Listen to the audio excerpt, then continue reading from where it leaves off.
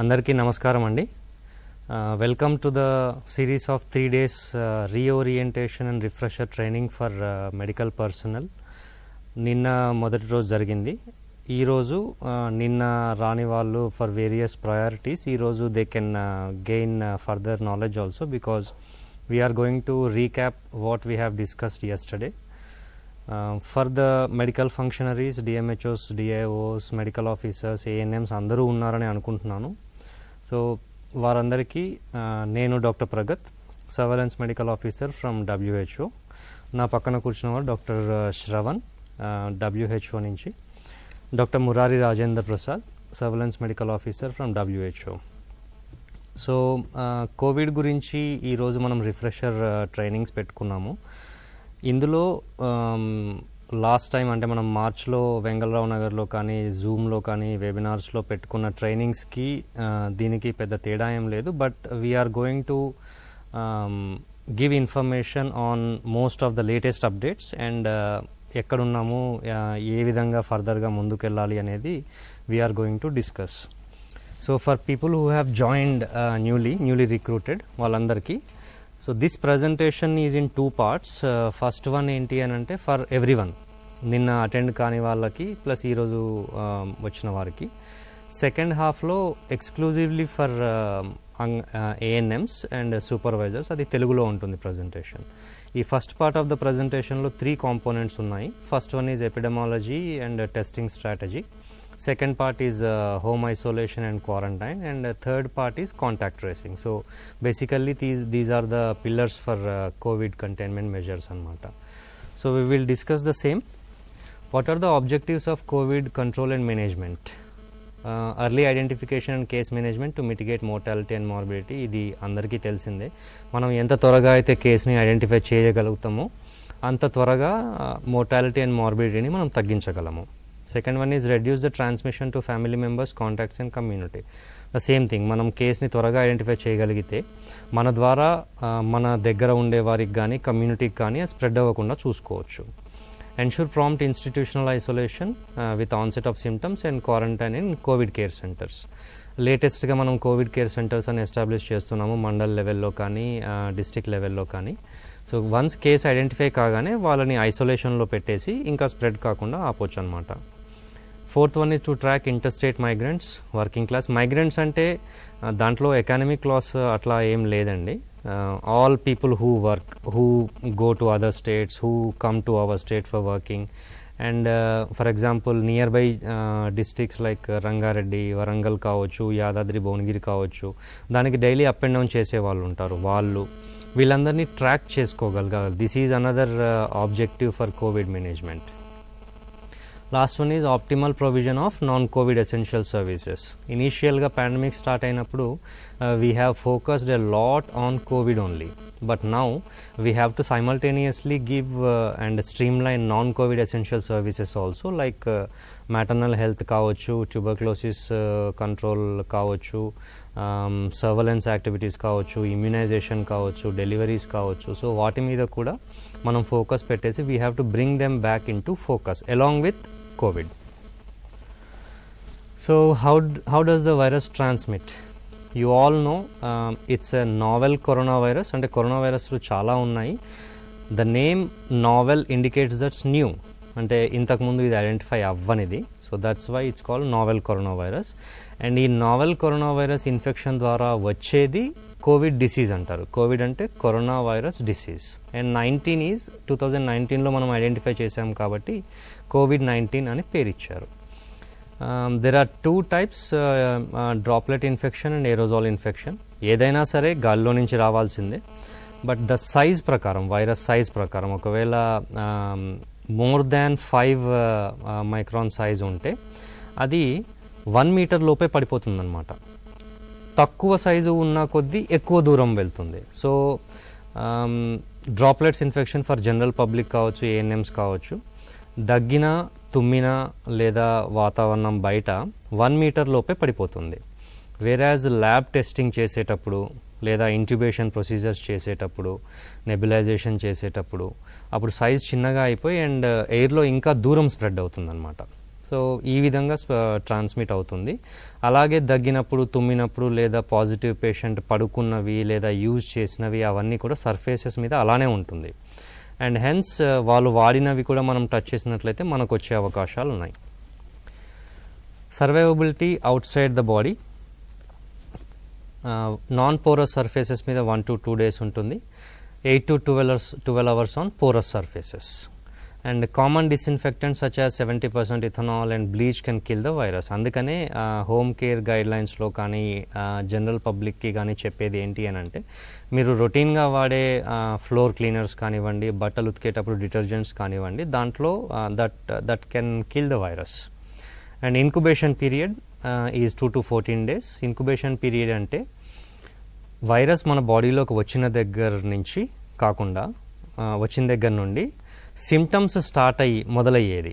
అంటే వైరస్ మనకు వస్తుంది కానీ 3-4 రోజుల తర్వాత దగ్గు కానీ జ్వరం కానీ మొదలవుతుంది. ఆ పీరియడ్ని ఇన్క్యుబేషన్ పీరియడ్ అంటాము. అది ఈ నావెల్ కరోనా వైరస్కి 2 to 14 days యూజువల్గా. ఏ విధంగా లక్షణాలు కనపడతాయి? Symptoms similar to viral flu, but దీనికి ఇవే వస్తాయి అనేది ఇంకా మనకు కరెక్ట్గా తెలియదు. అంటే ఇవైతే వస్తాయి, ఇవి కాకుండా కూడా ఇంకా రావచ్చు. And most of you all know the health work force that there are many asymptomatic cases also. ఇవి లేకుండా కూడా ఉండొచ్చు. సో జనరల్గా మనం ఇప్పటిదాకా అబ్జర్వ్ చేసింది ఏంటి అని అంటే, మీకు గుర్తుందో లేదో మార్చ్లో మనం ట్రైనింగ్ ఇచ్చినప్పుడు we use to say that fever, cough and shortness of breath are the symptoms at the moment. But later the list is going on increasing, like fever, cough, running nose, tiredness, nasal congestion, runny nose, sore throat, difficulty in breathing, diarrhea, pain abdomen. ఇది loss of taste and smell రీసెంట్గా add అయింది. తర్వాత headache, myalgia and hiccups కూడా. So ఇవన్నీ కనిపించాయి చాలామంది positive వచ్చిన వాళ్ళలో. ఇవి కాకుండా వేరేవి కూడా ఉండొచ్చు. సో వీఆర్ స్టిల్ లెర్నింగ్ అనమాట. మోడ్ ఆఫ్ ట్రాన్స్మిషన్ ఆల్రెడీ చూసాము. రెస్పిరేటరీ సెక్రీషన్స్ ద్వారా, డ్రాప్లెట్స్ ద్వారా స్ప్రెడ్ అవుతుంది. దగ్గిన, తుమ్మిన, గట్టిగా మాట్లాడిన, పాటలు గట్టిగా పాడుతున్న వాళ్ళ దగ్గరగా ఉన్నా కూడా, అంటే 1 meter కంటే ఇంకా దగ్గరగా ఉన్నా కూడా ఈ డిసీజ్ ఇన్ఫెక్ట్ అయ్యే ఛాన్సెస్ ఉంది virus. Severity of the disease, 15% of the population who are infected with corona virus may require hospitalization and 4% may require ventilatory support. Even though we have been studying that elderly age group and people with comorbid conditions are the most affected, it doesn't matter that other age groups are not affected. All ages are equally vulnerable, but the infectivity rate, severity kanivandi, hospital admissions kanivandi, it depends on the age and along with comorbid conditions. Now coming to the surveillance and public health response things, but before going into details, for medical personnel we have to identify who is the suspect case. So these are the things we have to remember. Indulo evaraina fit ayyaru anante we have to conduct the test. So first we will see the definition of a suspect. A symptomatic individual who have undertaken international travel in the last 14 days. So ఇనీషియల్గా మనము international travel చేసి వచ్చిన వారిని quarantine చేశాము and వారికి test కూడా చేశాము. మధ్యలో బార్డర్స్ అన్నీ క్లోజ్ అయిపోయాయి. ఇంటర్నేషనల్ ట్రావెల్ కానివ్వండి, డొమెస్టిక్ ట్రావెల్ కానివ్వండి, అన్నీ ఆపేశారు. But recently we have started it again and hence this definition of a suspect regarding travel holds still valid. Second one is a symptomatic person who was in contact of the laboratory confirmed case. So a person మనం RT-PCR కానీ rat test కానీ చేస్తే positive వచ్చారు, వారితో టచ్లో ఉన్న వాళ్ళని and symptoms develop అయిన వాళ్ళని కూడా మనం సస్పెక్ట్ అనే అంటాము. Third one, all health care personnel who are symptomatic. మన వాళ్ళందరూ ఫీల్డ్లో వర్క్ చేస్తున్నారు, సర్వేస్ చేస్తున్నారు అండ్ టెస్టింగ్ చేస్తున్నారు పిహెచ్సిస్లో. సో ఎవరైనా సరే సిమ్టమ్స్ డెవలప్ అయితే, సిమ్టమ్స్ అంటే ఇంతకుముందు మనం డిస్కస్ చేసాం కదా, fever, cough, cold, tiredness, those etcetera, అవి ఏవైనా డెవలప్ అయినప్పుడు మన హెల్త్ కేర్ పర్సనల్ కూడా సస్పెక్ట్ కిందనే పరిగణిస్తారు. Fourth one is all hospitalized patients with severe acute respiratory illness. దీన్ని మనం సారీ అంటాము, SARI. SARI definition is a person with acute respiratory infection with fever which should be equal to or more than 38 degrees centigrade or 100.4 degrees Fahrenheit, and cough and requiring hospitalization. So ఈ డెఫినేషన్లో fit అయ్యే suspects మనకు తెలవాలి అని అంటే we have to sensitize the private facilities along with our facilities as well, government facilities as well. Fifth one of the suspect is a person with influenza-like illness. There are two things we have to differentiate between SARI and influenza-like illness. ILI అంటాం దాన్ని. ILIకి SARIకి only difference is SARIలో వాళ్ళు hospitalisation అవుతారు, ILIలో hospitalisation అవ్వరు. SARI cases notify అవ్వాలి అని అంటే our private facilities and our isolation centres have to be able to understand the definition. వేరేజ్ ILI అనేది మనము హౌస్ టు హౌస్ సర్వే చేసేటప్పుడు కానీ పబ్లిక్లో వాళ్ళంతట వాళ్ళుగా ఇందులో ఈ లక్షణాలు ఉన్నాయి, జ్వరము, దగ్గు అండ్ అక్యూట్ రెస్పిరేటరీ ఇన్ఫెక్షన్ ఉంది, జ్వరం మోర్ దాన్ 38 degrees centigrade ఉంది అని వాళ్ళంతట వాళ్ళుగా ఐడెంటిఫై చేసి మనకు చెప్పినా పర్లేదు. But both the cases SARI కానీ ILI కానీ we should have a system where people report to us, private facilities report to us, our ANMs report to us, ASHA workers report to us. And that's the reason ANMకి ఆశా వర్కర్స్కి కూడా ఈరోజు రేపు training reorientation పెట్టడం జరిగింది. All asymptomatic persons who are in close contact of a positive case. Contacts గురించి there is another session we will discuss in detail about a contact case. So these are the criteria where we can call a person a suspect. Who is a laboratory confirmed case? We all know whoever got tested positive either through RT-PCR, RAT, CBNAT, TrueNAT, whatever the method, irrespective of the clinical signs and symptoms. So signs and symptoms ఏమీ లేవు, but just because for example ఒక positive patient వచ్చాడు, వాళ్ళ ఇంట్లో 5 ఉన్నారు, పెద్దవాళ్ళు కూడా ఉన్నారు, వాళ్ళకి సైన్స్ అండ్ సిమ్టమ్స్ ఏమీ లేవు, but they have been in close contact with that person. For example వైఫే అనుకోండి. సో వారికి కూడా టెస్ట్ చేశాము, చేయగానే తెలిసింది ఏంటంటే the person is COVID positive, and that is what irrespective of the clinical signs and symptoms అని అంటే. Now definition of a contact. Contact is a person that is involved in any of the following.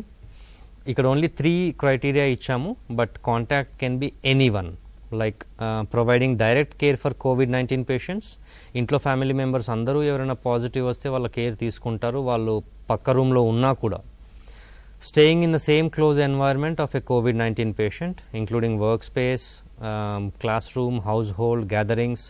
చాలామంది రీసెంట్గా ఆపేసినా కూడా ఇప్పుడు marriages అన్నీ start అవుతున్నాయి and other functions కానీ funerals కానీ అటెండ్ అయిన వాళ్ళు ఉంటారు. సో తర్వాత మనకు తెలిసిందనమాట, మనం అటెండ్ అయిన గ్యాదరింగ్లో ఎవరో ఒకరు పాజిటివ్ అని. ఒకవేళ వాళ్ళకి మనం దగ్గరగా ఉంటే మనం కూడా కాంటాక్టే. Third one is travelling together in a vehicle in close proximity with anybody who later tested positive for కోవిడ్-19. దీంట్లో కూడా ఇంట్రికేట్ డీటెయిల్స్ ఉన్నాయి, అది మనం కాంటాక్ట్ ట్రేసింగ్లో we will discuss in detail. Coming to the testing strategy, ఎవరెవరికి test చేస్తాము. So ఇందాక మనం సస్పెక్ట్ అని డిస్కస్ చేసాం కదా, అందులో ఫిట్ అయ్యే వాళ్ళందరికీ టెస్ట్ చేయొచ్చు. సేమ్ 11 పాయింట్స్ ఉన్నాయి టెస్టింగ్ స్ట్రాటజీ ఎవరెవరికి చేస్తామని. All symptomatic individuals with history of international travel in the last 14 days. So 14 రోజుల లోపల ఇంటర్నేషనల్ ట్రావెల్ చేసి వచ్చారు, లేదా ఏదైనా ఏరియాలో కోవిడ్ ఎక్కువగా ఉంది అంటే ఆ ఏరియా నుంచి వచ్చారు, వాళ్ళకి సిమ్టమ్స్ డెవలప్ అయినాయి. ILI సిమ్టమ్స్ అంటే acute respiratory illness along with fever and cough, వాళ్ళకి టెస్ట్ చేస్తాము. All symptomatic contacts of laboratory confirmed case, ఇంట్లో ఒకరు పాజిటివ్ అయ్యారు, వాళ్ళ ఫ్యామిలీ మెంబర్స్ ఎవరికి సిమ్టమ్స్ డెవలప్ అయితే వాళ్ళకి టెస్ట్ చేస్తాము. All symptomatic health care workers, front line workers involved in containment and mitigation of కోవిడ్-19 యాక్టివిటీస్. సో మన ఆల్ హెల్త్ కేర్ వర్క్ ఫోర్స్కి ఎవరికైనా చిన్న సిమ్టమ్స్ డెవలప్ అయినా కూడా we will test them. All patients of severe acute respiratory illness, డెఫినేషన్లో fit అయ్యారు, ARI ఉన్నది, ఫీవర్ అండ్ కఫ్ ఉన్నది, and they were hospitalised, we will test them also. Asymptomatic direct and high risk contacts of a confirmed case to be tested once between day 5 and day 10 of coming into contact. This we will discuss in testing strategy. All symptomatic ILI within hotspots and containment zones. So ఇంతకు ముందు మనము geographical containment Jones establish చేశాము GHMCలో. కొన్ని districts they are still continuing the containment zones, even though geographical borders are reduced, we're still doing the containment zone. So అందులో ఎవరికైనా symptoms develop అయితే because in all containment zones we have to do house to house survey చేసేటప్పుడు ILI సిమ్టమ్స్తో ఎవరైనా తెలిస్తే వాళ్ళకు కూడా we will test. All symptomatic ILI among returnees and migrants with in 7 days of illness. And while doing some emergency procedures, testing జరగలేదు, result రాలేదు అనే దాంతో ఎమర్జెన్సీ ప్రొసీజర్స్ ఆపకూడదు. However immediate testing should be prioritised. And the immediate family members of a positive person living in the same house. All pregnant women a week before delivery. ఈ guideline ఇంతకు ముందు నుంచే ఉంది and ఇందులో చెప్పినవన్నీ ICMR guidelines అండి. So pregnant women ఎవరైనా రానున్న వారం రోజుల లోపల డెలివరీ అవుతారు, EDD ఉన్నది అని అంటే వాళ్ళకు కూడా మనం టెస్ట్ చేస్తాం. So these are the criteria to test. Flow chart కూడా ఉన్నది ఒకటి. Before showing you the flow chart, conditions on testing strategy for only rapid antigen testing గురించి మాట్లాడుతున్నాము, not about RT-PCR. So rapid antigen testing నాకు తెలిసి 1000 change ఫెసిలిటీస్లో we are conducting rapid antigen testing. Earlier, a week before, it was around 300 in number, but now it is around 1000 in number. And all government facilities are doing rapid antigen testing. అందులో ఇమీడియట్గా మనకి result తెలిసిపోతుంది. So the result should be interpreted between 15 to 30 minutes only. So 15 minutes ముందు కానీ 30 minutes తర్వాత కానీ అది చూసి టెస్ట్ చూసి చెప్తాను అని అంటే we will not be able to interpret the result. So it should be done between 15 to 30 minutes only. And it should be done with a naked eye. Symptomatic individuals who test negative for COVID-19 by rat should be tested for RT-PCR to rule out infection. This is what we are lacking in, I think, where rapid antigen testing is done for a symptomatic person and it shows negative, then that person must be tested through RT-PCR method. So near by మీకు RT-PCR testing centres ఎక్కడ ఉంటే అక్కడికి refer చేయడం మాత్రం మర్చిపోవద్దు. Samples of only nasopharyngeal route has to be taken, not the oropharyngeal. Nasopharyngeal మాత్రమే తీసుకోవాలి. And the personnel who are collecting the samples must be trained. And వాళ్ళు కంపల్సరీ పర్సనల్ ప్రొటెక్టివ్ ఎక్విప్మెంట్ వాడాల్సిందే. Without PPE, please do not conduct any tests because your health is utmost important. And PPE వేసుకునేది విప్పేది, that's a different presentation. 2 slides ఉన్నాయి, we will show you that. Recently what we have observed is certain facilities are not conducting rapid antigen testing because their manpower is very low. అంటే lab technician లేరు లేదా వాళ్ళు డెప్యూటేషన్కి వెళ్ళారు అని conduct చేయట్లేదు లేదా తక్కువ చేస్తున్నాము అని అన్నారు. Rapid antigen testing can be done by any personal. They can be supervisor, they can be ANM, they can be staff nurse. Only thing is వాళ్ళు PPE వేసుకోవాలి, వాళ్ళకి ట్రైనింగ్ ఇవ్వాలి. And the test should be conducted on site under strict medical supervision. So these are the conditions for rapid antigen testing. So I will show you the flow chart for testing. So this is the flow chart. COVID suspect వచ్చినప్పుడు first rapid antigen testing చేస్తాము and they can also undergo RT-PCR also. First we will talk about rapid antigen testing. Rapid antigen టెస్ట్లో positive వచ్చింది అని అంటే consider that person as positive. That's it, there are no other doubts on that. ఒకవేళ rapid antigen test చేసి 15-30 minutesలో చూసినప్పుడు negative అని తెలిసిందనుకోండి, there are 2 things to be considered. Whether వాళ్ళు సిమ్టమాటికా ఏసిమ్టమాటికా. ఏసిమ్టమాటిక్ అనుకోండి, they will continue to be under quarantine. Symptomatic అనుకోండి, they will be referred for RT-PCR test and RT-PCR test చేసినప్పుడు నెగిటివ్ వస్తే consider them as negative, positive వస్తే consider them as positive. So this is the flow chart for testing strategy. Now what are the actions to be done at the district level? I think that all the districts have established a core committee or monitoring committee under the chairmanship of the collector, and daily review might be going on. Please continue doing that. Identify specific staff for contact tracing, survey, assessment of homes and referrals. అంటే ఏదైనా case రాగానే మీరు ఈ పని చేయండి, మీరు ఈ పని చేయండి అని అప్పటికప్పుడు చెప్పే బదులుగా ఒక PHCలో కానీ డిస్ట్రిక్ట్లో కానీ, డిస్ట్రిక్ట్ లెవెల్లో అయితే DSO and their supportive staff, epidemiologist ఉన్నారు, వెరాజ్ పిహెచ్సిలో అయితే CHO, PHN, health supervisors, HA వీళ్ళందరూ ఉన్నారు. So please identify and entrust them with specific activities beforehand only. So this is what the committee guideline says. Give them specific activities beforehand. Share contact number of medical officer person assigned for referral in case of emergency. District లెవెల్లో మనకి నాకు తెలిసి call centres and committed numbers already establish చేశారు. అలాగే PHC లెవెల్లో కూడా ఒక నెంబర్ని ఎస్టాబ్లిష్ చేసుకొని ఎమర్జెన్సీ టైంలో ఎవరికి కాల్ చేయాలి అని ముందే అనుకోవాలి. Risk assessment of the case and family members by the medical officer. So once case positive వచ్చినప్పుడు, ఇంతకుముందు అయితే మనం అన్ని హాస్పిటల్స్కే ఐసోలేషన్కి పంపించేది. బట్ రీసెంట్ గైడ్లైన్స్ ప్రకారము వాళ్ళు ఒకవేళ మైల్డ్లీ సిమ్టమాటిక్ లేదా ఏ సిమ్టమాటిక్ అయి పాజిటివ్ ఉంటే we're isolating them in their homes itself, but providing certain conditions are to be met. So ఆ అసెస్మెంట్ అంటే వాళ్ళ కోమాబిలిటీస్ ఉన్నాయా, వాళ్ళ ఇంట్లో సపరేట్ రూమ్స్ ఉన్నాయా, బాత్రూమ్ ఉందా, వాళ్ళ కేర్ గివర్ ఉందా, these we will discuss in home isolation topic. But ఈ రిస్క్ అసెస్మెంట్ అనేది మెడికల్ ఆఫీసర్ సమక్షంలో జరగాలి, whether in person or through telephone, whatever is the feasible mode at that time. Check feasibility for home isolation and quarantine. This we will be discussing in a separate topic. Testing of the immediate family members irrespective of the symptom. This is a new thing. Please ensure that the immediate family members who are in contact with the positive patients are tested immediately. Immediate contact tracing retrospectively for 14 days. Again, contact tracing ki em adagali, eppudu adagali, elanti details teeskovali anadi there is a separate topic. Day wise contacts and travel history of case in the past 14 days. ఎక్కడెక్కడికి వెళ్ళారు, ఎవరెవరిని కలిశారు, షాపింగ్కి వెళ్ళారా, కిరాణా షాప్కి వెళ్ళారా, పాలు తీసుకురావడానికి వెళ్ళారా. So these things have to be considered.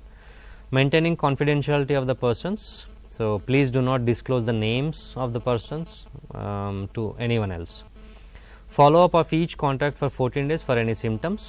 And then ఆ రిపోర్ట్స్ డైలీ ఎవరైతే కాంటాక్ట్ ట్రేసింగ్ చేసి సర్వే చేశారో అండ్ హోమ్ క్వారంటైన్ కానీ హోమ్ ఐసోలేషన్లో కానీ ఉన్నప్పుడు వాళ్ళకి డైలీ కాల్ చేసిన వాళ్ళు ఎవరైతే ఉన్నారో వాళ్ళు ఆ రిపోర్ట్స్ని డైలీ పిహెచ్సికి సబ్మిట్ చేయాలి. And PHC intern will submit to the district.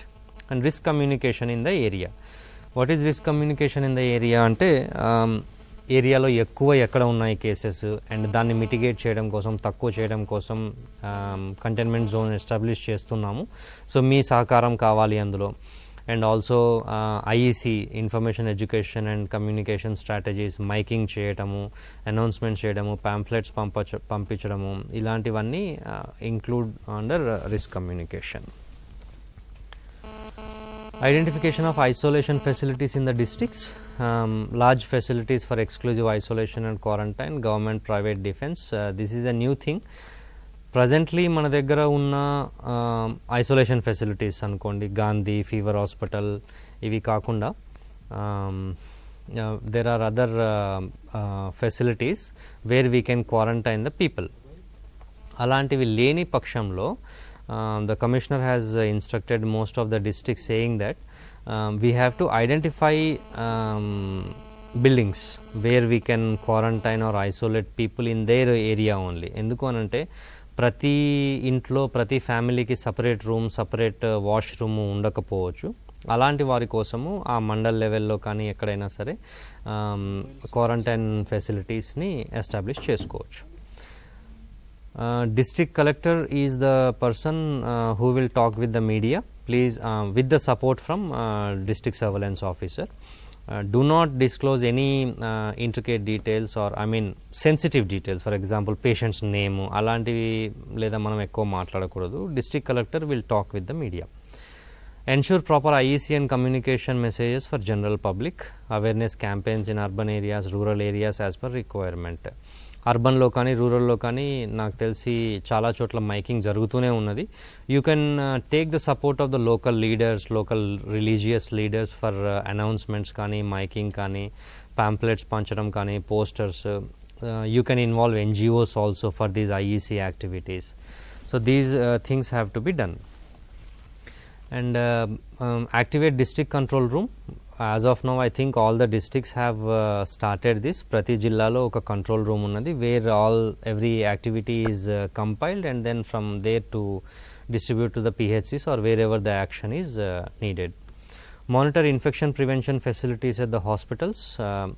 ప్రతి టెస్టింగ్ సెంటర్, ప్రతి ఫెసిలిటీ గవర్నమెంట్ కానీ ప్రైవేట్ కానివ్వండి, హెల్త్ లో ఉన్నారు అని అంటే they are prone for infection.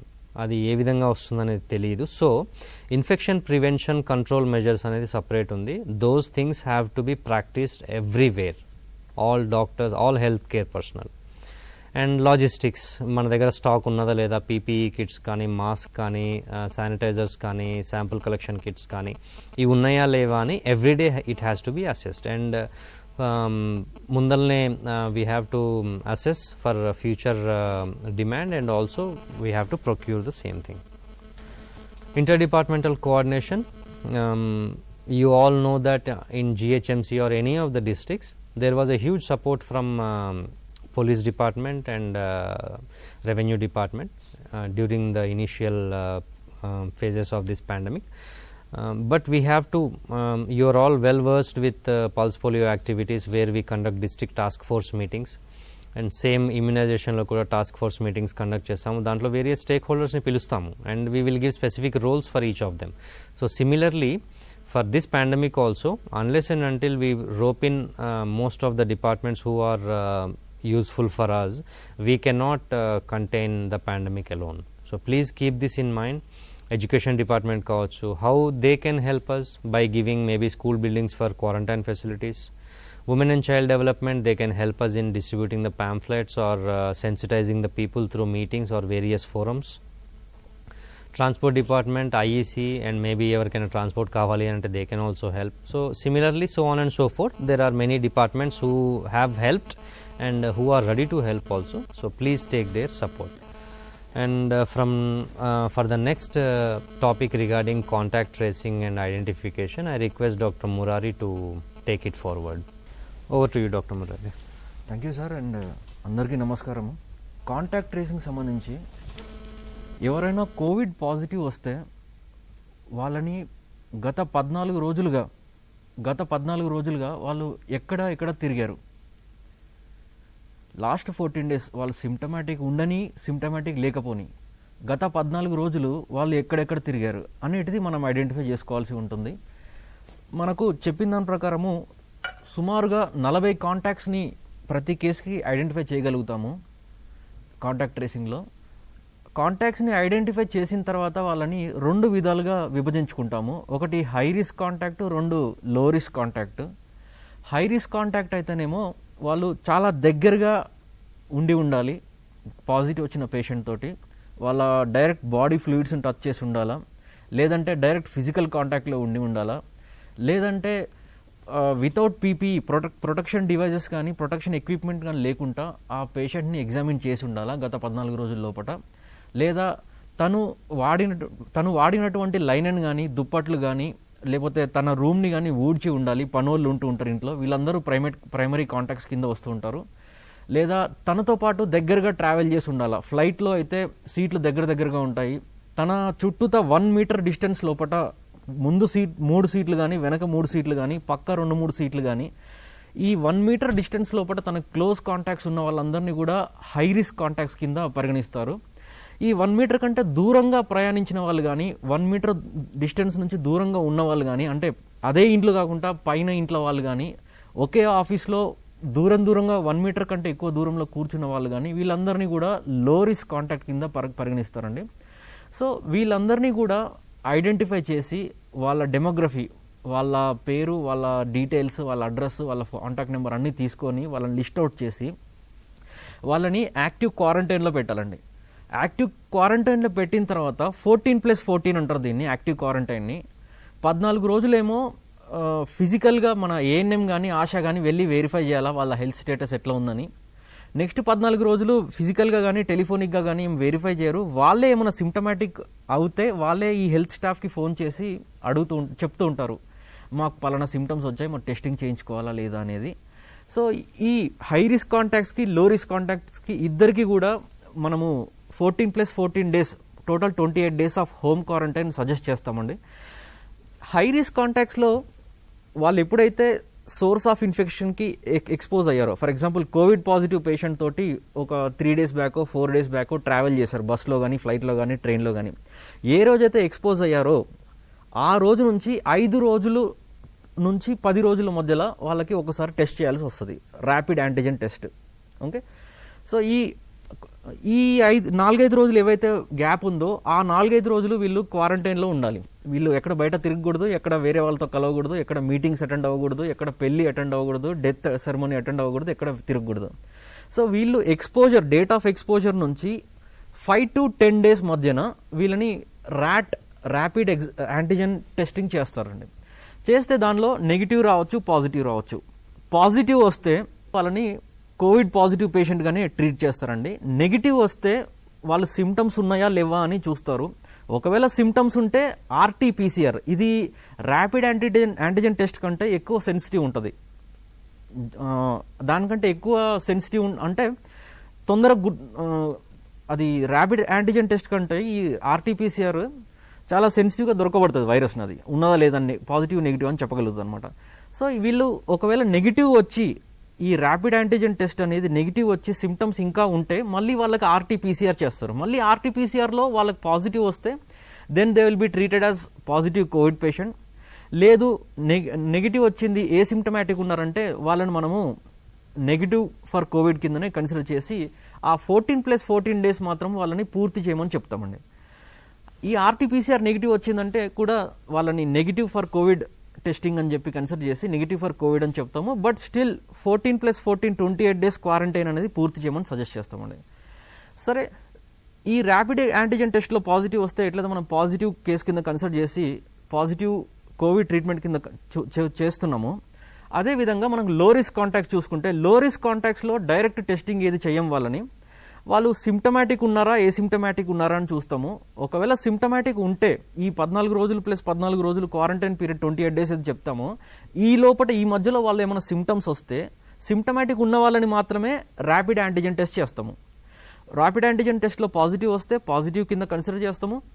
లేదా ర్యాపిడ్ యాంటీజెన్ టెస్ట్లో నెగిటివ్ వస్తే వాళ్ళు సిమ్టమాటిక్ ఉన్నట్లయితే మళ్ళీ ఆర్టీపీసీఆర్ చేస్తాం వాళ్ళకి. మళ్ళీ ఆర్టీపీసీఆర్ ఇంకా సెన్సిటివ్ కాబట్టి అది తొందరగా గుర్తుపడుతుంది దాన్ని కోవిడ్ పాజిటివ్ నెగిటివ్ అని చెప్పి. ఈ ఆర్టీపీసీఆర్ చెప్పిన దాన్ని బట్టి నెగిటివ్ అయితే నెగిటివ్ అంటాము, పాజిటివ్ అయితే పాజిటివ్ అంటాము సిమ్టమ్స్ ఉన్న వాళ్ళల్లో. That is the final testing అనమాట ఆర్టీపీసీఆర్. సో ఈ పాజిటివ్ వచ్చిన వాళ్ళల్లో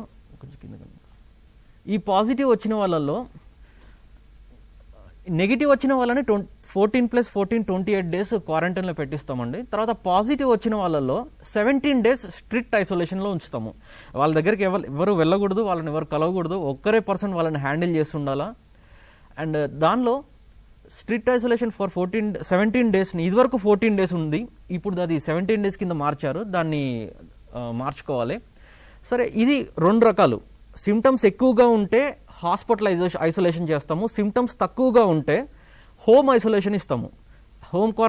హోమ్ ఐసోలేషన్ కిట్ ఇచ్చి దానిలో మెడిసిన్స్ ఉంటాయి, మాస్క్ ఉంటుంది, శానిటైజర్ ఉంటుంది. హోమ్ ఐసోలేషన్ కిట్ ఇచ్చి వాళ్ళని ఇంట్లోనే ఐసోలేట్ అవ్వమని ఉంటాం అనమాట. సిమ్టమ్స్ కొంచెం ప్రీ సిమ్టమాటిక్ కానీ మైల్డ్ సిమ్టమ్స్ కానీ ఏసిమ్టమాటిక్ కానీ ఉంటాయి. సో ఈ హోమ్ ఐసోలేషన్ అనేది 17 days తర్వాత he can be released from home isolation. ఈ హాస్పిటల్లో అయితే 10+7 days అంటూ ఉంటాము.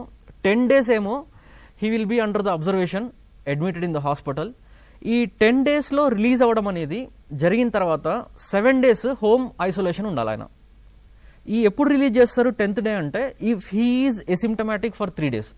జ్వరం అనేది 3 days కంటిన్యూస్గా లేకుండా ఉంటే తనని 10th day రోజు రిలీజ్ చేస్తారు. He can go to home, ఇంటికి వెళ్ళొచ్చు. బట్ ఇంటికి వెళ్ళిన తర్వాత +7 days ఏదైతే ఉందో ఆ 7 రోజులు ఇంట్లోనే ఐసోలేట్ అయి ఉండాలి. ఐసోలేషన్ మెజర్స్ ఇప్పుడు నెక్స్ట్ మనం టాపిక్ ఉన్నది మాట్లాడుకుంటాము. సో ఈ 10+7 అనేది హాస్పిటల్ ఐసోలేషన్కి. ఈ 10 days అనేది పెరగొచ్చండి, 10 days ఉంటుంది. 7th day బాగా అవుతాడు, 8th 9th 10th ఫీవర్ లేదు, సిమ్టమ్స్ ఏం లేదు, డిశ్చార్జ్ చేస్తామని గ్యారంటీ ఏమి ఉండదు. ఈ లాస్ట్ 3 days సిమ్టమ్స్ లేకుండా ఉండేదన్న 10 days కావచ్చు, 20 days కావచ్చు, 30 days కావచ్చు, ఇంకా ఎక్కువ కూడా కావచ్చు. సో లాస్ట్ 3 days అనేది తను సిమ్టమ్స్ లేకుండా ఫీవర్ లేకుండా ఉన్నట్లయితే తనని డిశ్చార్జ్ చేస్తారు హాస్పిటల్ నుంచి, ఇంటికి వెళ్తాడు. ఇంటికి వెళ్ళాక ఈ +7 days అనేది ఐసోలేషన్లో ఉండాలి తను. సో అదేవిధంగా ఎవరినైతే మనం నెగిటివ్ అని కన్సిడర్ చేసామో, కోవిడ్ నెగిటివ్ అని చెప్పి సిమ్టమ్స్ లేకుండా నెగిటివ్ వచ్చిన వాళ్ళు కానీ సిమ్టమ్స్ ఉండి కూడా నెగిటివ్ వచ్చిన వాళ్ళని కన్సిడర్ చేసాము, ఆర్టీపీసీఆర్తో కూడా నెగిటివ్ అని ప్రూవ్ చేసాము, వాళ్ళందరినీ కూడా నెగిటివ్ అంటాము. But they will be maintaining the 14+14 28 days quarantine. 28 days quarantine period అనేది కంప్లీట్ చేసుకోవాలి ఎప్పుడైతే క్వారంటైన్లో పెట్టామో. ఈ విధంగా కాంటాక్ట్స్ని సుమారుగా ఒక 40 మంది వస్తూ ఉంటారు మనకి పాజిటివ్ పేషెంట్స్కి. ఆ 40 మందిని తీసుకొని వాళ్ళని హై రిస్క్ కింద, లో రిస్క్ కింద కేటగరైజ్ చేసి, హై రిస్క్ అయితే వాళ్ళు ఎక్స్పోజ్ అయినప్పటి నుంచి 5వ రోజు నుంచి 10వ రోజు మధ్యలో సుమారుగా 7th డే అనుకోండి, ఆ 7th డేన టెస్ట్ చేస్తారు, ర్యాపిడ్ యాంటీజెన్ టెస్ట్. ఒకవేళ అది నెగిటివ్ వస్తే నెగిటివ్ ఫర్ కోవిడ్ అంటాము, ఒకవేళ పాజిటివ్ వస్తే పాజిటివ్ ఫర్ కోవిడ్ అంటాము. నెగిటివ్ వచ్చి కూడా ఇంకా ఏమైనా సిమ్టమ్స్ ఉంటే వాళ్ళకి ఆర్టీపీసీఆర్ చేస్తాము, అది నిర్ధారిస్తుంది ఇంకా యాక్యురేట్గా ర్యాట్ టెస్ట్ కంటే. ఆర్టీపీసీఆర్లో పాజిటివ్ వస్తే పాజిటివ్ ఫర్ కోవిడ్ అంటాం, నెగిటివ్ వస్తే నెగిటివ్ ఫర్ కోవిడ్ అంటాము. అదేవిధంగా లో రిస్క్ కాంటాక్ట్స్లో అయితే మరి వాళ్ళ క్వారంటైన్లు పెడతాము 14+14 days 28 days. 14 days ఏమో మన యాక్టివ్గా మన హెల్త్ వర్కర్స్ ఏఎన్ఎం కానీ ఆశా కానీ ఇంటికి వెళ్ళాలా, లేదా టెలిఫోనిక్గా కానీ వాళ్ళ సిమ్టమ్స్ ఎట్లా ఉన్నారు, ఏం చేస్తున్నారు, హెల్త్ స్టేటస్ ఎలా ఉంది, సిమ్టమ్స్ ఏమైనా డెవలప్ అయ్యాయా లేదా అని చెప్పి ఎంక్వైరీ చేస్తుంటారు ఫస్ట్ 14 days. నెక్స్ట్ 14 days వీళ్ళు యాక్టివ్గా ఏమి ఎంక్వైరీ చేయరు, కానీ వాళ్ళే ఏమైనా సిమ్టమ్స్ వస్తే వీళ్ళకి ఫోన్ చేసి ఏఎన్ఎంకి కానీ ఆశాకి కానీ ఫోన్ చేసి అమ్మ మాకు ఈ సిమ్టమ్స్ వస్తున్నాయి, మాకు ఏం చేయాలి అనేది వాళ్ళే చెప్తూ ఉంటారండి నెక్స్ట్ 14 days. సో వీళ్ళు లో రిస్క్ వాళ్ళు పాజిటివ్ వస్తే పాజిటివ్ కింద పరిగణిస్తాము, లేదా నెగిటివ్ వచ్చిందంటే కోవిడ్ నెగిటివ్ కింద చెప్తాము. బట్ వాళ్ళు 28 days క్వారంటైన్ పీరియడ్ అనేది కంప్లీట్గా పూర్తి చేసుకోవాల్సి ఉంటుంది. So this explains most of the contact tracing అండి. సో కాంటాక్ట్స్ అనేది కాంటాక్ట్ ట్రేసింగ్ ఎందుకు చేస్తున్నామంటే, మనము కాంటాక్ట్ అనేవాడు ఎక్స్పోజ్ అయ్యాడు పాజిటివ్ పేషెంట్కి, ఎక్స్పోజ్ అయ్యి తను మళ్ళీ ఇంకెవరికన్నా స్ప్రెడ్ చేస్తారేమో అనేసి ఉద్దేశంతో మనకు ఐసోలేషన్, క్వారంటైన్ 2 ఉంటాయండి. ఐసోలేషన్ అంటే తను పాజిటివ్ వచ్చిన తర్వాత ఇంకెవరికైనా స్ప్రెడ్ చేస్తాడేమో అని చెప్పి ఒక రూమ్లో బంధిస్తాం ఆయన్ని, బయటికి వెళ్ళకుండా ఐసోలేట్ చేసేస్తాము. క్వారంటైన్ ఏంటంటే ఈ సిమ్టమ్స్ లేని వాళ్ళను ఎవరైతే ఉంటారో వాళ్ళని ఏసిమ్టమాటిక్ స్ప్రెడ్ అనేది కూడా ఉంటుంది కాబట్టి ఈ సిమ్టమ్స్ లేకుండా కూడా ఇంకెవరికైనా స్ప్రెడ్ చేసే అవకాశం ఉందేమో అని చెప్పి వాళ్ళని సిమ్టమ్స్ వస్తాయేమో, పాజిటివ్ వస్తాడేమో అనే ఉద్దేశంతో పక్కకు పెట్టేది క్వారంటైన్ అంటామండి.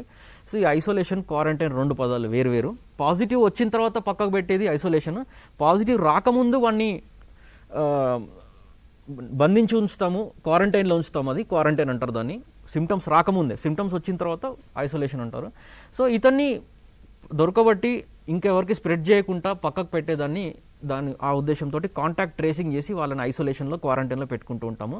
సో పేషెంట్కి చుట్టూతా 1 meter డిస్టెన్స్లో ఎక్స్పోజ్ అయినటువంటి హాస్పిటల్ స్టాఫ్ కావచ్చు, లేదా హోమ్ ఐసోలేషన్లో ఉంటే అదే ఇంట్లో ఉండేటువంటి తల్లి కావచ్చు, తండ్రి కావచ్చు, భార్య కావచ్చు, భర్త కావచ్చు, పిల్లలు కావచ్చు, ఎవరైనా కానీ ఆయనకి క్లోజ్గా 1 meter డిస్టెన్స్ లోపల ఎక్స్పోజ్ అయిన వాళ్ళు అయి ఉంటే వాళ్ళందరినీ కూడా హై రిస్క్ కాంటాక్ట్స్ అంటారు. వాళ్ళ డెమోగ్రఫిక్ డీటెయిల్స్ ఇట్లా తీసుకొని వాళ్ళని లో రిస్క్ అయితేనేమో క్వారంటైన్లో పెడతాము, హై రిస్క్ అయితేనేమో ఆ 4 to 5 days గ్యాప్ ఏదైతే ఉందో క్వారంటైన్లో ఉంచి తర్వాత వాళ్ళని 5 to 10 days మధ్యన టెస్ట్ చేస్తూ ఉంటాము. డిఫరెంట్ సెట్టింగ్స్లో ఉంటాయండి contact tracing can be done in same house hold. అదే ఇంట్లో వాళ్ళకి ఏమైనా ఎక్స్పోజ్ అయ్యారని చెప్పి చేస్తుంటాము ఒకటి. రెండోది క్లోజ్ సెట్టింగ్స్ అంటే హాస్టల్స్లో ఉండేవాళ్ళు, సేమ్ ఆఫీస్లో పనిచేసేవాళ్ళు, లేదా రిలీజియస్ ప్లేసెస్, మన మాస్క్ అయితేనేముంది, చర్చ్ అయితేనేముంది, టెంపుల్ అయితేనేముంది, దగ్గరగా పూజలు జరపడం కానీ, దగ్గరగా నమాజ్ చదవడం కానీ, అందరూ దగ్గర కూర్చొని ప్రేయర్ చేయడం అయితే ఏముంది, వీళ్ళందరూ ఈ పాజిటివ్ వచ్చిన పేషెంట్కి గత 14 రోజుల లోపల 1 meter డిస్టెన్స్లో గడిపిన వాళ్ళందరినీ కూడా ట్రేస్ చేయాల్సి వస్తుంది. అందరినీ ట్రేస్ చేయగలమా అంటే అది పాసిబుల్ కాకపోవచ్చు, but to the maximum extent ఎంతవరకు పాసిబుల్ అయితే అంతవరకు ట్రేస్ చేయాల్సి ఉంటుంది. మన ఫ్లైట్ జర్నీలో చేసిన వాళ్ళు కానీ 1 meter డిస్టెన్స్లో కూర్చున్న వాళ్ళు, ఈ జర్నీలో 6 hours కంటే ఎక్కువ గడిపిన వాళ్ళు అయితే హై రిస్క్ కాంటాక్ట్ అవుతారండి. అంతకంటే తక్కువ గడిపిన వాళ్ళు అయితే లో రిస్క్ కాంటాక్ట్ అవుతారు. అండ్ మన షేరింగ్ ఆటోస్లో కూడా ట్రావెల్ చేస్తుంటారు, వాళ్ళు ఎవరో కూడా తెలియదు మనకి, అది కష్టం అవుద్ది. బట్ ఈ ఫ్లైట్ జర్నీస్ కానీ, రిజర్వేషన్ చేసుకుంటే బస్ జర్నీస్ కానీ, లేదా మన ట్రైన్ జర్నీస్ కానీ ఈ రిజర్వేషన్స్ ఉంటాయి కాబట్టి we can get the details. Already చేశారు. ఈ కాంటాక్ట్ ట్రేసింగ్ ఇన్ డీటెయిల్గా జరగట్లేదు ఫీల్డ్లో. ఐ విష్ ఇది తెలిసిన తర్వాత డీటెయిల్గా చేస్తారని అనుకుంటున్నాను. Next sir. And health care సెట్టింగ్స్లో కానీ మన హెల్త్ కేర్ వర్కర్స్ ఉంటారు, ఆశాలు కానీ, అంగన్వాడీ కానీ, ఆ కంటైన్మెంట్ జోన్లలో తిరుగుతుంటారు, అది ఇది ముట్టుకుంటూ ఉంటారు, దాని ద్వారా స్ప్రెడ్ అయ్యే అవకాశం ఉంటుంది. అండ్ నెక్స్ట్ సార్, డాక్టర్స్ కానీ ఓపీడీ చూస్తుంటారు, పీపీ లేకుంటే మన ఓపీడీ పాజిటివ్ పేషెంట్ని చూసాడేమో గత 14 రోజుల లోపల, ఆ డాక్టర్ గారిని కూడా క్వారంటైన్లో పెట్టి హై రిస్క్ అయితే టెస్టింగ్, లో రిస్క్ అయితే క్వారంటైన్లో పెట్టాల్సి వస్తుంది. తర్వాత పబ్లిక్ ట్రాన్స్పోర్ట్ వాడడం వాళ్ళు. స్కూల్స్ అయితే ఓపెన్ లేవు, బట్ స్కూల్స్ కానీ ట్యూషన్స్ కానీ ఏమన్నా ఎక్స్పోజర్ ఉంటే ఇట్లా ఆ పాజిటివ్ వచ్చిన పేషెంట్కి 1 మీటర్ డిస్టెన్స్లో గడిపే ఉంటే వాళ్ళని కూడా హై రిస్క్ కింద పరిగణిస్తారు. తర్వాత సర్వేలెన్స్. ఈ సర్వేలెన్స్ 2 రకాలండి, active surveillance, passive surveillance. Active surveillance అంటే మన ఏఎన్ఎం, మన ఆశ డైరెక్ట్గా ఇంటింటికి వెళ్ళి ఆ పాజిటివ్ ఎవరైతే పేషెంట్ వచ్చాడో అతని చుట్టూతా కొన్ని ఇండ్లు, ఒకప్పుడు అయితే 3 కిలోమీటర్ రేడియస్ లోపల చేసేవాళ్ళు యాక్టివ్ సర్వేలెన్స్. మన హైదరాబాద్ లాంటి మెట్రో సిటీస్లో అయితే 1 కిలోమీటర్ రేడియస్లోనే యాక్టివ్ సర్వేలెన్స్ ఇంటింటికి వెళ్ళి వెతకడం చేస్తూ ఉంటారు. ఇప్పుడు ఇంకా కేసెస్ ఎక్కువ పెరిగిపోయాయి కాబట్టి ఎంతవరకు ఫీజిబిలిటీ ఉంటే అంతవరకు యాక్టివ్ కేస్ సెర్చ్, ఇంటింటికి వెళ్ళి అమ్మ మీ ఇంట్లో ఎవరైనా ఈ కోవిడ్ లక్షణాలు, ఎక్యూట్ రెస్పిరేటరీ ఇల్నెస్ కానీ, మన ఊపిరి తీసుకునే శ్వాసనాళం ద్వారా వచ్చే ఇన్ఫెక్షన్ లక్షణాలు, దగ్గు కానీ, జలుబు కానీ, మన కోల్డ్ కానీ, ఊపిరి తీసుకునే దానికి ఇబ్బంది కానీ, జ్వరంతో పాటుగా ఇట్లాంటి లక్షణాలు, రెస్పిరేటరీ కంప్లైంట్ ఏదైనా వచ్చింది అంటే వాళ్ళ ఇంట్లో నుంచి వాళ్ళందరినీ కూడా మనం యాక్టివ్గా దొరకబట్టేది, మన ఏఎన్ఎం వెళ్ళి ఆశ వెళ్ళి దొరకబట్టేదాన్ని యాక్టివ్ సర్వేలెన్స్ అంటారు. కంటైన్మెంట్ జోన్స్ పెట్టినప్పుడు, కేసెస్ తక్కువగా ఉన్నప్పుడు చాలా యాక్టివ్గా జరిగాయి ఇవి. మన ANMs and ASHAs daily twice వెళ్ళి కూడా వెతికి పట్టుకునేవాళ్ళు. బట్ ఇప్పుడు కేసులు పెరిగిపోయాయి. సో 1 కిలోమీటర్ రేడియస్ చేయలేకపోయినా కూడా ఆ కంటైన్మెంట్ జోన్ లోపల కానీ, లేకపోతే ఎంతవరకు ఫీజిబిలిటీ ఉంటుంది, మ్యాక్సిమం నెంబర్ ఆఫ్ హౌసెస్, ఎన్ని ఇండ్లు మనం వెతకగలిగితే ఈ ఐఎల్ఐ కానీ శారీ కేసెస్ కానీ వెతకగలిగితే అంతగారు వెతికి వాళ్ళని పట్టుకొని వాళ్ళని క్వారంటైన్లో అయితే క్వారంటైన్లో పాజిటివ్ వస్తే ఐసోలేట్ చేయడం కానీ చేసుకోవాల్సి ఉంటుంది. ఈ ప్యాసివ్ సర్వేలెన్స్ అంటే ఏంటి అంటే, ప్యాసివ్ సర్వేలెన్స్లో మనం యాక్టివ్గా ఇంటింటికి వెళ్ళి వెతికే అంత ఏమి ఉండదు. మన ఒక పిహెచ్సి చూసుకుంటే, ఒక జిల్లా చూసుకుంటే, ఆ పిహెచ్సిలో కానీ ఆ జిల్లాలో కానీ ప్రాక్టీస్ చేస్తున్నట్టే హాస్పిటల్స్, గవర్నమెంట్ సెటప్ కానీ, ప్రైవేట్ సెటప్ కానీ, ఆయుష్ సెటప్ కానీ, క్వాక్స్ కానీ, వీళ్ళందరూ ఎవరైతే ప్రాక్టీస్ చేస్తున్నారో ఆ పిహెచ్సి ఏరియాలో ఉన్నటువంటి ప్రాక్టీషనర్స్ అందరి లిస్టు పిహెచ్సి మెడికల్ ఆఫీసర్ దగ్గర ఉండాలి. వాళ్ళ దగ్గర నుంచి డైలీ వాళ్ళ ఓపీడీ ఎంత జరిగింది, ఆ ఓపీడీలో 50 100 జరిగితే ఆ ఓపీడీలో ఎంతమంది ఈ శారీ అండ్ ఐఎల్ఐ సిమ్టమ్స్ ఉన్న వాళ్ళు ప్రజెంట్ అయ్యారు, వాళ్ళ డీటెయిల్స్, వాళ్ళ పేరు, వాళ్ళ ఊరు పేరు, వాళ్ళ అడ్రస్, వాళ్ళ కాంటాక్ట్ నెంబర్ అన్నీ కూడా ఆ పలానా పిహెచ్సి తోటి అండ్ త్రూ పిహెచ్సి నుంచి జిల్లాకు కూడా ఆ ఏరియాలో వాళ్ళ పిహెచ్సి పరిధిలో ఈరోజు ప్రైవేట్ హాస్పిటల్స్ కానీ గవర్నమెంట్ హాస్పిటల్స్ నుంచి కానీ ప్యాసివ్గా టెలిఫోనిక్గా ఎంతమంది రిపోర్ట్ చేశారనేది ఈ డేటా కూడా వెళ్తూ ఉండాలి. ఈ విధంగా కూడా మనము యాక్టివ్ కేస్ సర్చ్లో ఏమైనా మిస్ అయి ఉంటే ప్యాసివ్ సర్వేలెన్స్లో మనకు కేసులు దొరికే అవకాశం ఉంటుంది. ఈ విధంగా కూడా వాళ్ళని మనం మళ్ళీ దొరకబట్టి కాంటాక్ట్ ట్రేసింగ్ చేసి వాళ్ళని ఐసోలేట్ చేసి క్వారంటైన్ చేసి కంటైన్ చేయగలుగుతాం, ప్రివెంట్ చేయగలుగుతాం, ఇంకా ఫర్దర్ స్ప్రెడ్ జరగకుండా మనం ఆపగలుగుతాము. So active and passive surveillance కూడా గత 2 నెలల క్రితం చాలా యాక్టివ్గా చేసేవాళ్ళు, ఇప్పుడు కొంచెం తగ్గింది. ఐ హోప్ ఇంకా దాన్ని పుషప్ చేసి you have to do as per the feasibility. ఎంతవరకు చేయగలిగితే, ఎన్ని ఇండ్లు చేయగలిగితే యాక్టివ్ సర్వేలెన్స్ అంతవరకు చేయగలగాలి. That helps us in preventing the spread of the COVID infection అండి. నెక్స్ట్, సో ఐఎల్ఐ శారీ గురించి చూసుకుంటే పెద్ద తేడా ఏం లేదు. శారీ అంటే సివియర్ అక్యూట్ రెస్పిరేటరీ ఇల్నెస్ అండి. దీనిలో మామూలుగా ఫీవర్ వచ్చి జలుబు దగ్గుతో పాటుగా ఊపిరి తీసుకునే దానికి ఇబ్బంది అవి రిక్వైరింగ్ హాస్పిటలైజేషన్, హాస్పిటల్లో అడ్మిట్ చేయాల్సిన అవసరం వస్తే దాన్ని శారీ అంటారు. హాస్పిటల్లో అడ్మిట్ చేయాల్సిన అవసరం లేకుండా ఓన్లీ ఫీవర్, కఫ్, కోల్డ్ నార్మల్గా ఉంటే ఐఎల్ఐ లాంటి ఇన్ఫ్లుయెన్జా లైక్ ఇల్నెస్ లాంటి సిమ్టమ్స్ ఉంటే దాన్ని ఐఎల్ఐ అంటారు. వాళ్ళని మనం హాస్పిటల్లో చేర్చాల్సిన అవసరం ఏముండదు, that is ILI. Both SARI and ILI ఈ రెండింటిని కూడా పికప్ చేసుకోవాలి యాక్టివ్ సర్వేలెన్స్లో, ప్యాసివ్ సర్వేలెన్స్లో, అండ్ వాళ్ళని ఫాలో అప్ చేసుకోవాలా, వాళ్ళు ఏమైనా పాజిటివ్ వస్తున్నారని చూసుకోవాలా. ఇది చేయడం వల్ల ఏంటంటే ఇంకా further spread of the infection అని మనం ఆపగలుగుతామండి. అందరికీ నమస్కారం అండి. హోమ్ క్వారంటైన్ ఐసోలేషన్ అని మేము మాట్లాడుకున్నాము. మళ్ళీ ఈరోజు ఏఎన్ఎంస్ వాళ్ళందరూ ఉన్నారు కాబట్టి మళ్ళీ మాట్లాడుకున్నాము. And first of all quarantine and isolation difference అనేది డాక్టర్ మురారి గారు ఆల్రెడీ చెప్పున్నారు, అందరికీ అర్థమైంది అనుకుంటున్నాను. దాన్ని మళ్ళీ ఒకసారి మాట్లాడుకుందాము. క్వారంటైన్ అంటే ఎవరికైతే లక్షణాలు లేవో అండ్ ఎవరైతే ఇన్ఫెక్షన్కి ఎక్స్పోజ్ అయి ఉన్నారో, కాంటాక్ట్స్ అని చెప్పుకున్నాం కదా, ఆ కాంటాక్ట్స్ ఎవరైతే నిర్బంధించి ఉంచుతామో ఆ ప్రాసెస్ని క్వారంటైన్ అంటాం. ఎవరికైతే లక్షణాలు వచ్చి లేదంటే కోవిడ్ పాజిటివ్ టెస్ట్ చేసిన తర్వాత, కోవిడ్ పాజిటివ్ అనే కాదు, ఏ ఇన్ఫెక్షన్ డిసీజెస్ అయినా, ఏ సంక్రమిత వ్యాధి వచ్చి పాజిటివ్ అయినా కూడా వాళ్ళని సపరేట్గా ఉంచి పెట్టామంటే వాళ్ళని ఐసోలేషన్ అంటాము. So mainly isolation and quarantine యొక్క ముఖ్య ఉద్దేశం ఏంటి అంటే, ఈ ఇన్ఫెక్షన్ ఏదైతే ఉందో ఆ ఇన్ఫెక్షన్ ఇంకొకరికి సంక్రమించకుండా నివారించడం కోసమే ఈ క్వారంటైన్ కానీ ఐసోలేషన్ కానీ చేస్తాం. ఈ మన COVID-19 వచ్చేసి ఎలా స్ప్రెడ్ అవుతుంది అనేది, ఎలా వ్యాపిస్తుంది అనేది డాక్టర్ ప్రగత్ గారు చక్కగా చెప్పారు. అండ్ నెక్స్ట్ ఇప్పుడు మనము ఈ కోవిడ్ ఎవరికైతే పాజిటివ్ వస్తుందో వాళ్ళని కంపల్సరీ ఐసోలేషన్లో పెట్టుకోవాలి. సో ఈ ఐసోలేషన్ అనేది మొదట్లో మనకు తక్కువ కేసులు ఉన్నప్పుడు, తక్కువ పేషెంట్స్ ఉన్నప్పుడు మనం హాస్పిటల్లో ఐసోలేట్ చేసుకున్నాము. గాంధీ హాస్పిటల్ అయితేనేమి, ఎంజిఎం అయితేనేమి, ఎక్సెట్రా. బట్ కేసులు పెరుగుతున్న కొద్దీ ఐసోలేషన్ ఫెసిలిటీస్ అందరికీ కల్పించలేక ఇంకొకటి, అండ్ ఒక main reason home isolation encourage చేయడానికి మెయిన్ రీజన్ ఏంటి అంటే, ఎవరైనా పేషెంట్ కోవిడ్ పాజిటివ్ వచ్చి హాస్పిటల్కి వెళ్తున్నారు అంటే వాళ్ళ మానసిక స్థితి అనేది కొంచెం వాట్ యు కాల్ డీరేంజ్ అవుతుంది. అంటే వాళ్ళది మానసికంగా చాలా కుంగిపోతున్నారని చెప్పొచ్చు. సో అది తగ్గించడానికి ఇంట్లోనే ఉండి బాగుపరచుకోవచ్చు. అండ్ వాళ్ళకి హాస్పిటలైజేషన్ అవసరం పడట్లేదు చాలామందికి. సో ఇంట్లో ఉన్నా కూడా మామూలు జలుబు లాగానే అది కూడా తగ్గిపోతుంది ఆఫ్టర్ సర్టెన్ టైం. సో దానికోసమని హోమ్ ఐసోలేషన్ ఎంకరేజ్ చేస్తున్నాము. అండ్ ఈ హోమ్ ఐసోలేషన్ ఎవరికి పెట్టాలి అంటే, ఎవరిని ఏ రకమైన పేషెంట్లని హోమ్ ఐసోలేషన్లో ఉంచాలి, ఎలా చేసుకోవాలి అనేది మనం ఇప్పుడు మాట్లాడుకుందాం. సో ఈ హోమ్ ఐసోలేషన్ పెట్టడానికి మనం 2 కోణాలు చూడాల్సి వస్తుందండి. ఒకటి పేషెంట్ కోణం, అంటే పేషెంట్ ఫ్యాక్టర్స్ ఒకటి ఉంటాయి. అండ్ ఇంకొకటి ఏమి అంటే పేషెంట్ ఎన్వైర్న్మెంట్ ఫ్యాక్టర్స్, అంటే పేషెంట్ ఇంట్లో వసతులు ఉన్నాయా లేవా అనే దాని మీద పట్టి ఉంటుంది. పేషెంట్ ఫ్యాక్టర్స్ చూస్తే ఏ పేషెంట్స్ని హోమ్ ఐసోలేషన్లో పెట్టాలి. సపోజ్ ఒక పేషెంట్ పాజిటివ్ వచ్చారు, తనకి సిమ్టమ్స్ లేవు అసలే, లేకపోతే చాలా తక్కువ సిమ్టమ్స్ ఉన్నాయి అని అంటే తనని హోమ్ ఐసోలేషన్లో పెట్టొచ్చు. సో పేషెంట్ హోమ్ ఐసోలేషన్లో ఉండాలా లేదా అని డిసైడ్ చేసేది ఆ కన్సర్న్ మెడికల్ ఆఫీసర్, ఆ వైద్యాధికారి గారు.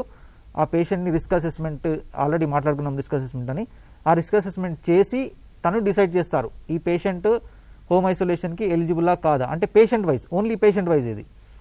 సో పేషెంట్కి పర్వాలేదు, తనకి వేరే కోమార్బిడిటీస్ అంటే డయాబెటీస్ కానీ, హైపర్ టెన్షన్ కానీ, క్యాన్సర్స్ కానీ, ఇమ్యూనోసప్రెసివ్ డిజార్డర్స్ కానీ అలాంటివి ఏమీ లేవు, హోమ్ ఐసోలేషన్లో ఉండొచ్చు పేషెంట్ అని మెడికల్ ఆఫీసర్ డిసైడ్ చేసిన తర్వాత next will come to patient environment factors, అంటే పేషెంట్ ఇంటి దగ్గర వసతులు ఉన్నాయా లేవా అనే దాని గురించి మాట్లాడుకోవాలి. సో పేషెంట్ ఒక పేషెంట్ని హోమ్ ఐసోలేషన్లో ఉంచాలి అంటే వాళ్ళ ఇంటి దగ్గర తనకు ఒక సపరేట్ రూమ్ ఉండాలి. సో ఐసోలేషన్ అంటేనే సపరేట్గా పెట్టడం. సో సపరేట్ రూమ్ లేనప్పుడు ఐసోలేషన్లో పెట్టడం అనేది అనబడదు. సో అందుకనే వాళ్ళకి సపరేట్ రూమ్ ఉందా లేదా, అండ్ ఆ రూమ్కి అటాచ్డ్ టాయిలెట్ ఆర్ ఆ పేషెంట్కి సపరేట్ టాయిలెట్. సో ఏంటంటే ఈవెన్ టాయిలెట్ షేరింగ్ కూడా జరగకూడదు. ఈ పేషెంట్, ఏ పాజిటివ్ పేషెంట్ ఎవరైతే ఉన్నారో పాజిటివ్ పేషెంట్తో పాటు ఇంట్లో కుటుంబ సభ్యులకు ఈ టాయిలెట్ షేరింగ్ జరగకూడదు. Attached toilet or separate toilet compulsory ఉండాలి. అండ్ నెక్స్ట్ ఇంకొకటి ఏమి అంటే, ఈ పేషెంట్ని ఒకవేళ తనకు తాను ఏమైనా కేర్ తీసుకోగలిగేటట్టు ఉంటుంటే పేషెంట్ కేర్ గివర్ ఉన్నా లేకపోయినా ఆలోచించవచ్చు. బట్ పేషెంట్ తనకు తాను కేర్ తీసుకోలేనప్పుడు ఒక కేర్ గివర్ కంపల్సరీ ఉండాలి. అండ్ ఆ కేర్ గివర్కి వేరే ఏ కోమార్బిడిటీస్ ఉండకూడదు. ఎందుకంటే ఆ కేర్ గివర్ అప్పటికి పాజిటివ్ కాదు, తనకి వేరే ఏ కోమార్బిడిటీస్ ఉన్న పాజిటివ్ అయితే తను రిస్క్లో ఉంటాడు కాబట్టి తనకి వయసు 50 సంవత్సరాల కింద ఉండడము, ప్లస్ డయాబెటీస్, హైపర్ టెన్షన్ లాంటి ఏ కోమార్బిడిటీస్ ఉండకుండా ఉండేలా చూసుకోవాలి. అండ్ నెక్స్ట్ వచ్చేసి ఈ కేర్ గివర్కి పేషెంట్కి సిమ్టమ్స్ వస్తే ఎమర్జెన్సీ ఎవరిని కాంటాక్ట్ అవ్వాలి, ఎలా కాంటాక్ట్ అవ్వాలి, ఒకవేళ ఇన్ కేస్ పేషెంట్ షిఫ్ట్ చేయాల్సి వస్తే ఎలా షిఫ్ట్ చేయాలనేది కూడా మనం అవగాహన కల్పించాలి. అండ్ ఏ పేషెంట్స్కి అయితే ఏ పాజిటివ్ పేషెంట్స్కి అయితే HIV కానీ లేకపోతే క్యాన్సర్ కానీ, వీళ్ళకి ఇమ్యూనోసప్రెసివ్ డిజార్డర్స్ ఇవి. ఈ క్యాన్సర్లో కీమోథెరపీ వల్ల వాళ్ళ ఇమ్యూన్ సిస్టమ్ మొత్తం పడిపోయి ఉంటుంది. అలాంటి వాళ్ళకి హోమ్ ఐసోలేషన్ అడ్వైజ్ చేయడానికి వీలు లేదు. అండ్ మనం ఈ పేషెంట్ వాళ్ళ హెల్త్ మానిటర్ చేసుకోవడానికి వాళ్ళకి ట్రైనింగ్ ఇవ్వాలి. ఒకవేళ కేర్ గివర్ అవసరం లేకుండా ఉంటుందో వాళ్ళ హెల్త్ మానిటర్ చేసుకోవడం, వాళ్ళకి ఎట్లా అంటే వాళ్ళు టెంపరేచర్ చూసుకోవడము, లేకపోతే వాళ్ళు పల్స్ ఆక్సిమీటర్ ఇచ్చి ఆక్సిజన్ సాచురేషన్ చూసుకోవడం, వాటి గురించి ట్రైన్ చేయాలి. అండ్ వాళ్ళకి ఏ లక్షణాలు వస్తే ఎవరికి కాల్ చేయాలనేది కూడా ఈవెన్ ఆ కేర్ గివర్కి అండ్ ఆల్సో పేషెంట్ కూడా ట్రైనింగ్ ఇచ్చి పెట్టుకోవాలి, అండ్ అవగాహన కల్పించి పెట్టుకోవాలి. అండ్ ఒకసారి ఒక పేషెంట్ హోమ్ ఐసోలేషన్కి ఎలిజిబుల్ అంటే తనకి వేరే కోమార్బిడిటీస్ ఏం లేవు అని కన్సర్న్ మెడికల్ ఆఫీసర్ డిసైడ్ చేస్తారు హోమ్ ఐసోలేషన్కి ఎలిజిబుల్ అని. అండ్ ఈవెన్ హోమ్ కూడా వాళ్ళ ఇల్లు కూడా హోమ్ ఐసోలేషన్కి సూటబుల్ అయ్యేలా ఉంది అంటే నెక్స్ట్ స్టెప్ చేయాల్సింది ఏంటి అంటే ఈ పలానా పేషెంట్కి ఒక హోమ్ ఐసోలేషన్ కిట్ అనేది అందజేయాలి. హోమ్ ఐసోలేషన్ కిట్లో ఏమేమి ఉంటాయి, దాని కన్సర్న్ మెడిసిన్స్ ఉంటాయి, విటమిన్ సి కావచ్చు, విటమిన్ డి కావచ్చు, రైట్, అండ్ అజిత్రోమైసిన్ ఏదైనా యాంటీబయాటిక్స్ కావచ్చు, it prescribed by the medical officer, and masks sanitisers ఉన్న కిట్ని పేషెంట్కి అందజేయాలి. అండ్ దీని పేషెంట్కి ఐసోలేషన్ కిట్ అందజేసిన తర్వాత హోమ్ ఐసోలేషన్లో పెట్టిన తర్వాత దెన్ ఫర్ ఎవ్రీ డే అంటే ప్రతిరోజు ఆ concern health care worker either ANM కావచ్చు, ఆశా కావచ్చు, మేబీ సూపర్వైజర్ స్టాఫ్ కావచ్చు, లేదా designated any other worker, any other health worker, any other train health worker ప్రతిరోజు వాళ్ళ హెల్త్ని పర్యవేక్షిస్తూ ఉండాలి. అంటే వాళ్ళకి ఏమైనా సిమ్టమ్స్ వస్తున్నాయా, ఇంకా సిమ్టమ్స్ పెరుగుతున్నాయా లేదా, జ్వరం తగ్గుతుందా, మళ్ళీ పెరుగుతుందా, అలాంటివి ప్రతిరోజు పర్యవేక్షిస్తూ ఉండాలి. And at the same time ఈ పర్యవేక్షణ అనేది కంపల్సరీ విజిట్ చేస్తూనే జరగాలి. ఈవెన్ మెడికల్ ఆఫీసర్ కూడా based on number of cases అంటే ఫీజిబిలిటీని బట్టి కంపల్సరీ మెడికల్ ఆఫీసర్ కూడా ఫస్ట్ 2 to 3 days సిమ్టమ్స్ ఉన్న రోజు మెడికల్ ఆఫీసర్ కంపల్సరీ విజిట్ చేస్తే మంచిది, లేదంటే త్రూ టెలిఫోన్ కూడా పర్యవేక్షిస్తూ ఉండొచ్చు. అండ్ ఇదే ఆపర్చునిటీని మనం ఎలాగూ వాళ్ళ ఇంటికి హెల్త్ మానిటరింగ్కి వెళ్తున్నాం, ఎట్ ద సేమ్ టైం మనం ఆ టైంని కాంటాక్ట్ ట్రేసింగ్ కానీ యాక్టివ్ సర్వేలెన్స్ కానీ కూడా యూజ్ చేసేసుకోవచ్చు. అండ్ ఇప్పుడు ఈ మనం హోమ్ ఐసోలేషన్లో పెట్టాము, బట్ ఆ హోమ్ ఐసోలేషన్లో ఉన్న వ్యక్తికి తను ఏం చేయాలి ఏం చేయకూడదు అని కూడా తెలిసి ఉండాలి. వై బికాజ్ మనం హోమ్ ఐసోలేషన్లో పెట్టి మనం రోజు ఒక్కసారి వెళ్తుంటాం కావచ్చు అంతే, అండ్ మిగతా టైంలో తను ఏం చేసుకోవాలని తనకు చెప్పాలి, ఆయన even care giver also. So దీంట్లో హోమ్ ఐసోలేషన్ మనం చెప్పుకున్న ముఖ్య ఉద్దేశం ఏంటి, ఈ ఇన్ఫెక్షన్ అనేది తన నుంచి ఇంకొకరికి సోకకుండా ఉండాలి అంటే ఏం చేయాలి, ఈ ఏవైతే ఈ యూటెన్సిల్స్ కానీ, ఈ బెడ్ లైనిన్ కానీ, క్లాత్స్ కానీ, ఇవన్నీ తను యూజ్ చేసినవి డైరెక్ట్గా ఈ కేర్ గివర్ కానీ ఎవరు కానీ డైరెక్ట్గా తాకూడదు, డైరెక్ట్గా వాటిని వాష్ చేయకూడదు. వాటిని ఒక 1% సోడియం హైపోక్లోరైడ్ సొల్యూషన్లు కానీ లేకపోతే వేడి నీళ్ళలో కానీ నానవేసిన తర్వాత వాటిని ఉతకాలి. ఎట్ ద సేమ్ టైం ఈ కేర్ గివర్ ఎప్పుడైతే ఆ పేషెంట్ ఉన్న రూమ్లోకి వెళ్ళాల్సి వస్తుందో for cleaning or any other purpose వస్తుందో కంపల్సరీ మాస్క్ వేసుకొని వెళ్ళాలి, మాస్క్ అండ్ గ్లోవ్స్ వేసుకొని వెళ్ళాలి.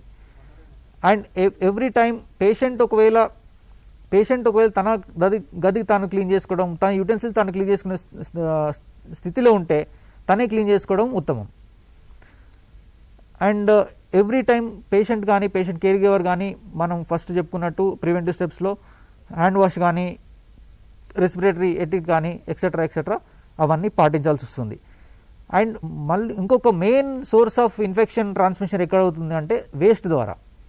సో ఏవైతే మాస్క్ కానీ లేకపోతే ఏదైనా యూటెన్సిల్స్ కానీ మేబీ టిష్యూస్ కానీ అవన్నీ పేషెంట్స్ వాడిన టిష్యూస్ ఏవైతే ఉంటాయో సో అవి డిస్పోజింగ్ కరెక్ట్ చేయాలి. అంటే మామూలుగా జనరల్ ట్రాష్లో పంపించేస్తే సో ఎవరైతే అవి హ్యాండిల్ చేస్తారో వాళ్ళు ఇన్ఫెక్ట్ అవుతారు. సో ఏది యూజ్ చేసినా కూడా అదొక పాలిథిన్ బ్యాగ్లో సీల్ చేసేసి తర్వాత బయోమెడికల్ వేస్ట్ వాళ్ళకి లోకల్ పిహెచ్ వాళ్ళకి ఇవ్వడము, లేదంటే వాటిని హైపోక్లోరైడ్ సొల్యూషన్లో సోక్ చేసి తర్వాత బర్న్ చేయడము అలాంటివి చేసుకుంటుండాలి. అండ్ ఎప్పుడు ఈ హోమ్ ఐసోలేషన్లో ఉన్న వాళ్ళు మైల్డ్ సిమ్టమ్స్ ఉన్న వాళ్ళనే పెట్టాం, బట్ ఏదో ఒక టైంలో వాళ్ళు డిటోరియేట్ అయ్యి అంటే వాళ్ళ హెల్త్ కండిషన్ కొంచెం కొంచెం వేరే సిమ్టమ్స్ వచ్చి ఎమర్జెన్సీ హాస్పిటలైజేషన్ అనేది రావచ్చు. సో ఎమర్జెన్సీ హాస్పిటలైజేషన్ ఎప్పుడు అవసరం పడుతుంది అని అంటే కొన్ని లక్షణాలు ఉంటాయి, కొన్ని కేసెస్ ఉంటాయి. అండ్ అవి ఏమంటే పర్సిస్టెంట్ హై ఫీవర్ అంటే ఎక్కువగా జ్వరం రావడం ఒకటి, and bluish colouration of lips or face, పెదవులు కానీ ఫేస్ కానీ అప్పుడప్పుడు చేతి కొనలు కానీ బ్లూ కలర్లో మారిపోతాయి. ఆ బ్లూ కలర్లో మారిపోవడానికి కారణం ఏంటి అంటే రక్తంలో ఆక్సిజన్ శాతం తగ్గడం. సో అది కూడా అలార్మింగ్ సైన్. ఆ టైంలో కూడా వాళ్ళకి కంపల్సరీ ఎమర్జెన్సీ కేర్ అవసరం ఉంటుంది. అండ్ వాళ్ళకి రోజు జనరల్ వీక్నెస్ ఉండడము, ఆ వీక్నెస్ ఇంకా ఎక్కువ అవ్వడము, and persistent pain in the chest అంటే వాళ్ళకి ఛాతీలో నొప్పి రావడము, అండ్ శ్వాసలో చాలా ఇబ్బంది ఉండడము, అండ్ మెంటల్ కన్ఫ్యూజన్ ఉండడము, ఇలాంటివి ఉన్నప్పుడు కంపల్సరీ వాళ్ళకి ఎమర్జెన్సీ కేర్ అవసరం. వాళ్ళకి ఆ టైంలో వాళ్ళకి హెల్ప్ లైన్కి కాల్ చేసేసి అంబులెన్స్లో షిఫ్ట్ చేసే ఫెసిలిటీ ఉండాలి, షిఫ్ట్ చేసుకోవాలి ఆ టైంలో. అండ్ ఈ హోమ్ ఐసోలేషన్ నుంచి ఎప్పుడు డిశ్చార్జ్ అంటే ఎప్పుడు అయిపోతుంది అనేది ఆల్రెడీ డాక్టర్ మురారి గారు చెప్పున్నారు. సో మళ్ళీ ఒకసారి చెప్తున్నాము, ఈ హోమ్ ఐసోలేషన్లో ఉన్న పేషెంట్ ఎప్పుడు డిశ్చార్జ్ అవుతాడు అంటే ఆఫ్టర్ 17 days. ఓకే, 17 రోజుల తర్వాత తను he is set to be discharged. So 17 రోజుల వరకు కంపల్సరీ అయిన స్ట్రిక్ట్ ఐసోలేషన్లో ఉండాలి. 17 రోజుల తర్వాత ఐసోలేషన్ అయిపోయినట్టు లెక్క. అండ్ ఇంకొకటి గుర్తుపెట్టుకోవాల్సింది ఏంటి అంటే ఎవరికైతే హోమ్ ఐసోలేషన్ అయిపోతుందో వాళ్ళకి మళ్ళీ టెస్ట్ చేయడం అవసరం లేదు. అండ్ ఈ 17 రోజుల తర్వాత కూడా వాళ్ళకి ఇంకేమైనా సిమ్టమ్స్ ఉంటే మాత్రం ఐసోలేషన్లో కంపల్సరీ ఉండాలి. సిమ్టమ్స్ లేకుండా జ్వరం లేదు అంటే ఆ 17 డేస్లో లాస్ట్ 3 to 4 డేస్ నుంచి సిమ్టమ్స్ ఏం లేవు, హీఈస్ వెల్ అండ్ గుడ్ అంటే చాలా ఈజ్ ఫైన్, ఆయన ఆరోగ్యం అంతా చాలా బాగుంది అంటే అప్పుడు ఐసోలేషన్ నుంచి రిలీజ్ కావచ్చు. సిమ్టమ్స్ ఉంటే మాత్రం ఐసోలేషన్ నుంచి కంటిన్యూ చేసుకోవాలి. And for the home quarantine కూడా క్వారంటైన్ ఇప్పుడు ఐసోలేషన్ ఉద్దేశము క్వారంటైన్ ఉద్దేశము రెండు సేమ్ కాబట్టి ఐసోలేషన్లో ఏవైతే నియమాలు పాటిస్తారో క్వారంటైన్లో పేషెంట్స్ కూడా అవే నియమాలు పాటించాలి. అండ్ క్వారంటైన్ డాక్టర్ మొరారే చెప్పినట్టు 14 + 14 డేస్. 14 డేస్ ఏమో యాక్టివ్ క్వారంటైన్ అంటే హెల్త్ వర్కర్ వెళ్ళి వాళ్ళని చూడడము, ఇంకో 14 డేస్ ఏమో వాళ్ళకేమో సింప్టమ్స్ వస్తే వాళ్ళు చెప్పడం. సో ఇది 14 + 14 డేస్. అండ్ ఐసోలేషన్ ఉన్న ఏ పేషెంట్కైనా హెల్త్ వర్కర్ వెళ్ళినప్పుడు ఏఎన్ఎం గారు కానీ ఆశా గారు కానీ అక్కడికి వెళ్ళినప్పుడు వాళ్ళకి చెప్పాల్సింది ఏంటి అంటే వాళ్ళ హెల్త్ వాళ్ళు చూసుకోవాలి అండ్ ఏమన్నా సిమ్టమ్స్ వస్తే మాత్రం కంపల్సరీ కాల్ చేయాలి అని చెప్పాలి. అండ్ వాళ్ళకు ఏదైతే ఎమర్జెన్సీ నెంబర్ ఉంటుందో ఆ ఎమర్జెన్సీ కాంటాక్ట్ నెంబర్ ఇవ్వాలి. And at the same time medical officer number ఉండాలి. అండ్ వాళ్ళకి ఒకవేళ ఎమర్జెన్సీ వస్తే ఇక్కడికి ఎవరిని అప్రోచ్ అవ్వాలనేది అవగాహన వాళ్ళకి కల్పించాలి. So this is all about home isolation and home isolation ఏం ప్రికాషన్స్ తీసుకోవాలి ఎలా చేయాలనేది this is all about. Thank you. Thank you very much, Dr. Shravan. Now there are two more presentations. One is regarding infection prevention and control measures. Another one is for ANM. So calls vastunayi. We will take the calls after 3:30 p.m. andi. So paina number icharu aa number ki 3:30 nunchi we will take the calls for doubts. So regarding infection prevention and control measures for all the health workforce, we have to appreciate and applaud your efforts since the pandemic has started, but unfortunately some health workforce has infected by COVID. So to avoid that, few things have to be borne in mind always. First, these are the three concepts: protect yourself, protect your parents and protect your community. So ఈ three concepts కనుక మీ మనసులో ఉన్నట్లయితే you will follow all the precautions and thereby avoid getting infected. So we do not want any of the health work force to get infected by the virus. So please practice these things. Three components ఉంటాయి ప్రతి దాంట్లో కూడా: social distancing, mask and then hand wash. ఈ protect yourself అయినా కానివ్వండి, మీ patients అయినా కానివ్వండి, regarding family and community అయినా కానివ్వండి, ఈ త్రీ థింగ్స్ అయితే కంపల్సరీ అన్నిట్లో ఉంటాయి. So we will talk about first thing about masks. Two types of masks. One is medical mask which includes N95 కానివ్వండి, వాల్వ్ ఉన్నది కానివ్వండి, పెద్ద రెస్పిరేటర్స్ కానివ్వండి. Second one is cloth masks. Requesting all the health work force when you are on duty in the field, please do not use cloth masks. This is when you are in the family or వేరే activities చేసేటప్పుడు cloth masks are okay, but then when you are in the field doing your duty, please use medical masks only. And masks use చేసేటప్పుడు దాన్ని ఊకే కింది కనడము పై కనడము అలాంటివి చేయకూడదు. హ్యాండ్తో మాస్క్ని టచ్ చేయకూడదు. The moment you touch your mask you have to sanitise your hands again. And చాలామంది చూసే ఉంటారు, ఇప్పుడు కొత్తగా ఫేమస్ అయింది చిన్ మాస్క్స్ అని. So it only covers up to the chin. That's not at all good. I mean the basic concept is lost there. It has to protect your nose, your mouth always. And ఒక్కసారి mask పెట్టుకున్నట్లయితే maximum 6 hours మాత్రమే వాడండి. In between అది wet అయితే discard the mask. ఒకవేళ wet అవ్వకపోతే 6 hours తర్వాత discard చేసేయండి.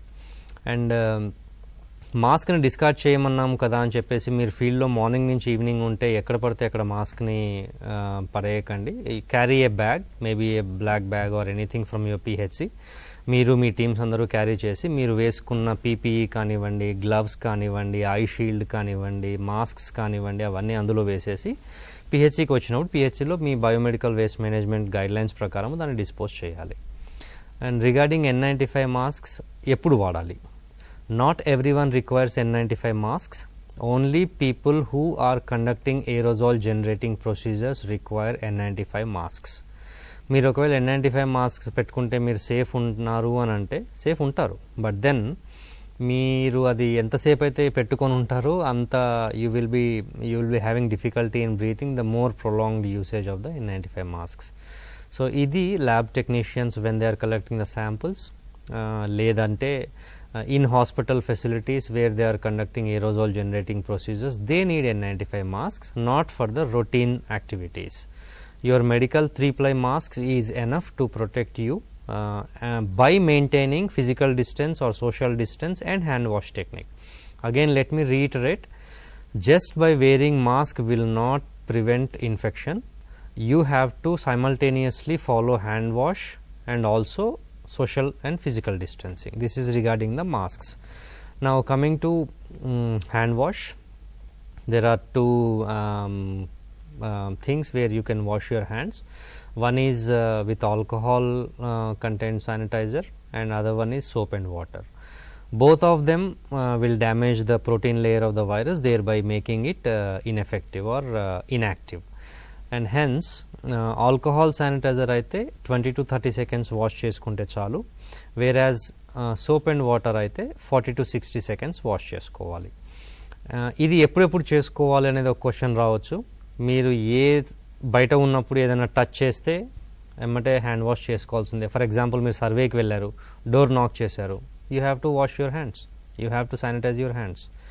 లేదా ఇమ్యునైజేషన్ సెషన్ కండక్ట్ చేస్తున్నారు, మీ పిహెచ్సిలో బెనిఫిషరీకి మధ్యలో you have to sanitise your hands.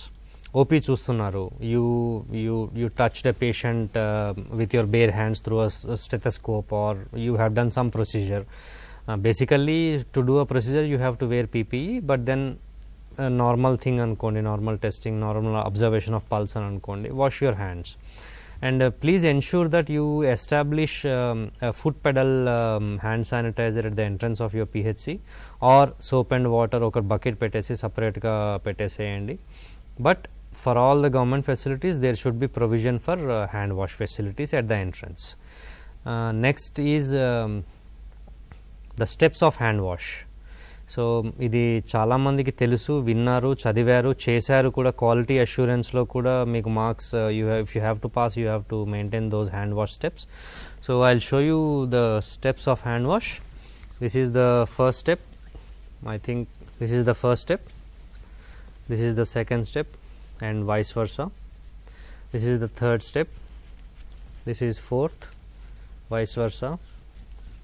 Fifth is thumb, vice versa, and this is the sixth step. So these are the steps you have to do hand wash. Like I told you already, soap and water aithe 40 to 60 seconds, alcohol content sanitizer aithe 20 to 30 seconds. So how will you measure, how will you count that time? మీరు 1 to 20 అని అనుకోవచ్చు, 1 to 30 అనుకోవచ్చు, 40 to 60 అనుకోవచ్చు. You can sing a happy birthday song, you can chant Gayatri mantram, it's up to you. But 30 seconds 40 seconds చేసుకోవాలా అని ఆలోచించి sanitiser పోసుకొని ఇట్లా అనే సిచ్యువేషన్సే చాలా ఎక్కువ ఉన్నాయి. Let me remind you these 3 things: mask, adequate sanitization, adequate washing of your hands, and social distancing. These are the 3 basic things which will protect you from infection. There is no medicine, there is no vaccine at the moment, it will take some time. These are the 3 things which will protect you. So timing gurinchi aloచించకండి. You have time for 60 seconds, which is 1 minute. You do hand wash wherever is possible, and do it more frequently. The third one is social distancing or physical distancing. Physical distancing అని ఎందుకు అంటాము అని అంటే, droplet ఏదైతే వస్తుందో దగ్గినప్పుడు తుమ్మినప్పుడు అది 1 meter distance లోపలనే పడుతుంది కాబట్టి we have to maintain minimum 1 meter distance from any one. That is just physical distancing. What is social distancing అని అంటే, you should avoid going to gatherings, functions, celebrations, ceremonies, funerals, unless and until it is very very essential. So వెళ్ళినప్పుడు కూడా you have to maintain physical distance from any one, because మనకి తెలియదు, asymptomatic చాలామంది ఉంటారు, ఎవరి నుంచి ఇన్ఫెక్షన్ వస్తుందో తెలియదు. మీరు అన్నీ పాటించినా కూడా ఎదుటి వాళ్ళు అది పాటించాలని అలా ఏం జరగదు కదా. మేబీ వాళ్ళు దగ్గినప్పుడు తుమ్మినప్పుడు అక్కడ టేబుల్ మీద పడి ఉండొచ్చు అండ్ మీరు ఆ టేబుల్ని టచ్ చేయొచ్చు, ఇలా ఏ విధంగా అయినా రావచ్చు. So please maintain these 3 things. And regarding biomedical waste, sorry, I should mention about the PPE things. Almost I think 1000 government facilities are doing rapid antigen testing. Request all DMHOs and medical officers to ensure that the person who is doing rapid antigen testing should wear PPE from head to toe, personal protective equipment. So వేసుకునే సీక్వెన్స్ని donning అంటారు, విప్పే సీక్వెన్స్ని doffing అంటారు. There should be a separate area for donning, designated area, and there should be a designated area for doffing. And both of those areas must have at least yellow and red coloured bins minimum. మీ పిహెచ్సిలో అయితే 4 colored bins ఉండాల్సిందే. At the same time ఇవి మనం ఇద్దరు yellow కానీ రెడ్లో కానీ వేస్తాము కాబట్టి వేసుకునే దగ్గర విప్పే దగ్గర మాత్రమే ఈ 2 colored buckets అయితే పెట్టి ఉంచుకోవాలి. So sequence of donning, as you can see, shoe cover, gown, eye shield, head cap, mask and gloves. And విప్పేటప్పుడు shoe cover, gloves, head cap, goggles, gown and mask. ఇందులో మీరు 2 విషయాలు గమనించాలి. నెంబర్ 1 ఈజ్ వేసుకునేటప్పుడు లాస్ట్లో వేసుకోవాల్సినవి గ్లవ్స్, విప్పేటప్పుడు లాస్ట్లో విప్పాల్సినవి mask. So these are the 2 things which you have to remember. And now regarding 4 colored bins, yellow, red, white or transparent and blue. So white or transparent దాంట్లో షార్ప్స్ వేస్తాము, బ్లూలో glassware and metallic things వేస్తాము. Coming to yellow and red, always remember రెడ్లో మనం recycle వేసేవి వేస్తాము, yellowలో మిగతావన్నీ వేసేస్తాము. Never throw gloves in red bucket because they will go for recycling and that will damage. N95 triple layer mask, head cover, shoe cover, gowns అన్నీ yellowలో వేస్తాము, ఈ మిగిలినవన్నీ రెడ్లో వేస్తాము. So these are the things we have to remember. This is regarding infection prevention and control. Now we will discuss exclusively for ANMs. అంటే మనం మాట్లాడింది కొన్ని వాటికి టూ టెక్నికల్ అనిపించవచ్చు ANM గార్లకి, and that's the reason we have prepared a separate presentation for ANMs which is in Telugu. So again let me thank all the ANMs, అందరి ANMస్కి thank you and appreciation from every one, because ఫీల్డ్లో ఎక్కువ తిరిగింది అని అంటే మీరే, under the supervision of medical officer, supervisor, DMHO, everyone has supported you and you have supported the activities in the field. So మీకోసం తెలుగులో సపరేట్గా తయారు చేశాము. We will try to talk in Telugu as much as possible. COVID-19 యొక్క లక్షణాలు.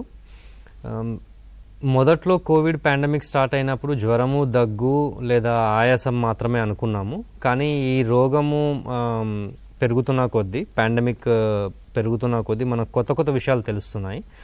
దాంట్లో Covid యొక్క లక్షణాలు జ్వరము, దగ్గు, జలుబుతో పాటుగా అలసట, శ్వాస తీసుకోవడంలో ఇబ్బంది, విరేచనాలు, పొట్టలో నొప్పి, వాసన మరియు రుచి కోల్పోవటము, తలనొప్పి, వంటి నొప్పి, ఎక్కిళ్ళు, ఇవన్నీ ఉన్న వాళ్ళలో కూడా కోవిడ్ పాజిటివ్ వచ్చారు. సో ఏమైనా సరే హెల్దీగా లేని వాళ్ళ నుంచి మీరు దూరంగా ఉండండి, డిస్టెన్స్ మెయింటైన్ చేయాలి, మాస్క్, హ్యాండ్ వాష్. నా కోవిడ్ ఎలా వ్యాపిస్తుంది? ఇది ఒక మనిషి నుండి ఇంకో మనిషికి తుప్పర్లు, దగ్గినప్పుడు, తుమ్మినప్పుడు దాని ద్వారా వ్యాపిస్తుంది. అలాగే ఎవరైనా పాజిటివ్ వచ్చి ఉన్నారనుకోండి, వాళ్ళని మీరు టచ్ చేసినప్పుడు, ఎందుకంటే వాళ్ళు దగ్గినప్పుడు, తుమ్మినప్పుడు మనకు తెలియదు అది ఎక్కడ వాళ్ళ బాడీ మీద పడుతుందో. సో ఆ బాడీ మీద పడ్డది వాళ్ళు చేయడం పెట్టుకున్నారనుకోండి, తుమ్మినప్పుడు, దగ్గినప్పుడు ఆ చెయ్యికి ఉంటుంది. వాళ్ళు హ్యాండ్ వాష్ చేసుకోకుండా మీరు అలాగే వాళ్ళకి షేక్ హ్యాండ్ ఇచ్చారనుకోండి, మీ చేతికి అంటుకుంటుంది. అండ్ మీ చేతికి అంటుకున్న తర్వాత మీరు గనక హ్యాండ్ వాష్ చేసుకోకుండా, మాస్క్ పెట్టుకోకుండా ఉంటే అది మీ ముక్కులోకి కానీ, నోటి ద్వారా కానీ, కళ్ళ ద్వారా కానీ మీ శరీరంలోకి ప్రవేశించి మీకు కూడా ఇన్ఫెక్షన్ వచ్చే ఛాన్సెస్ చాలా ఉన్నాయి. అండ్ వైరస్ కలిగిన పదార్థాన్ని ముట్టుకున్నా కూడా వ్యాపిస్తుంది. ఫర్ ఎగ్జాంపుల్, ఒక పాజిటివ్ పేషెంట్ ఉన్నాడు, వాళ్ళు ఇంటిలో ఉన్నప్పుడు డోర్ని ఓపెన్ చేసి తీయడము, తెలవనప్పుడు డోర్ని ఓపెన్ చేసి తీశారు.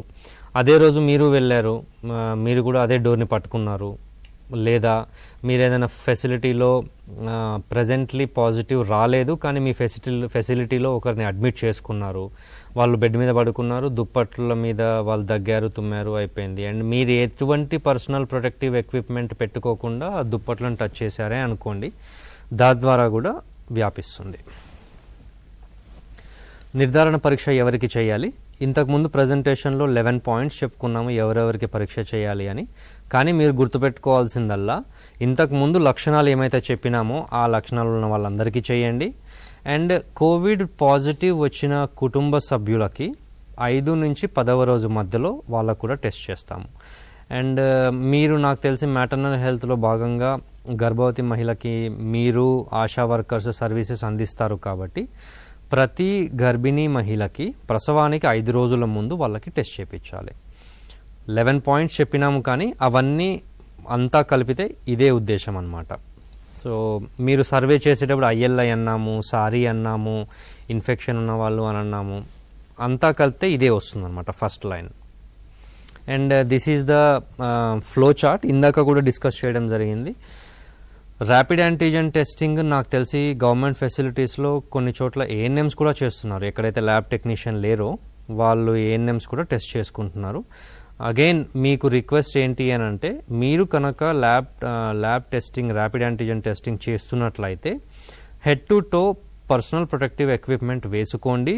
వేసుకునే ముందు హ్యాండ్ వాష్ చేసుకోండి, విప్పిన తర్వాత హ్యాండ్ వాష్ చేసుకోండి. అండ్ ఆ వేసుకున్న PPE కిట్స్ని yellow and red బ్యాగ్స్లో సపరేట్గా పెట్టండి. అయితే ఎవరికి టెస్ట్ చేస్తాము, ఎవరికి టెస్ట్ చేయము, టెస్ట్ చేసే తర్వాత ఏం తెలుస్తుంది అనేది ఈ ఫ్లో చార్ట్ అనమాట. ఓన్లీ మనం ర్యాపిడ్ యాంటీజెన్ టెస్టింగ్ గురించి మాట్లాడదాము, ఎందుకంటే మన గవర్నమెంట్ ఫెసిలిటీస్లో PHC లెవెల్లో RT-PCR చేయట్లేదు కాబట్టి. ఎవరైనా సస్పెక్ట్ అంటే ILI కానివ్వండి, సారీ కానివ్వండి, వాళ్ళ ఇమీడియట్ ఫ్యామిలీ మెంబర్స్ కానీ మన దగ్గరకు వచ్చారు, PHCకి వచ్చారు.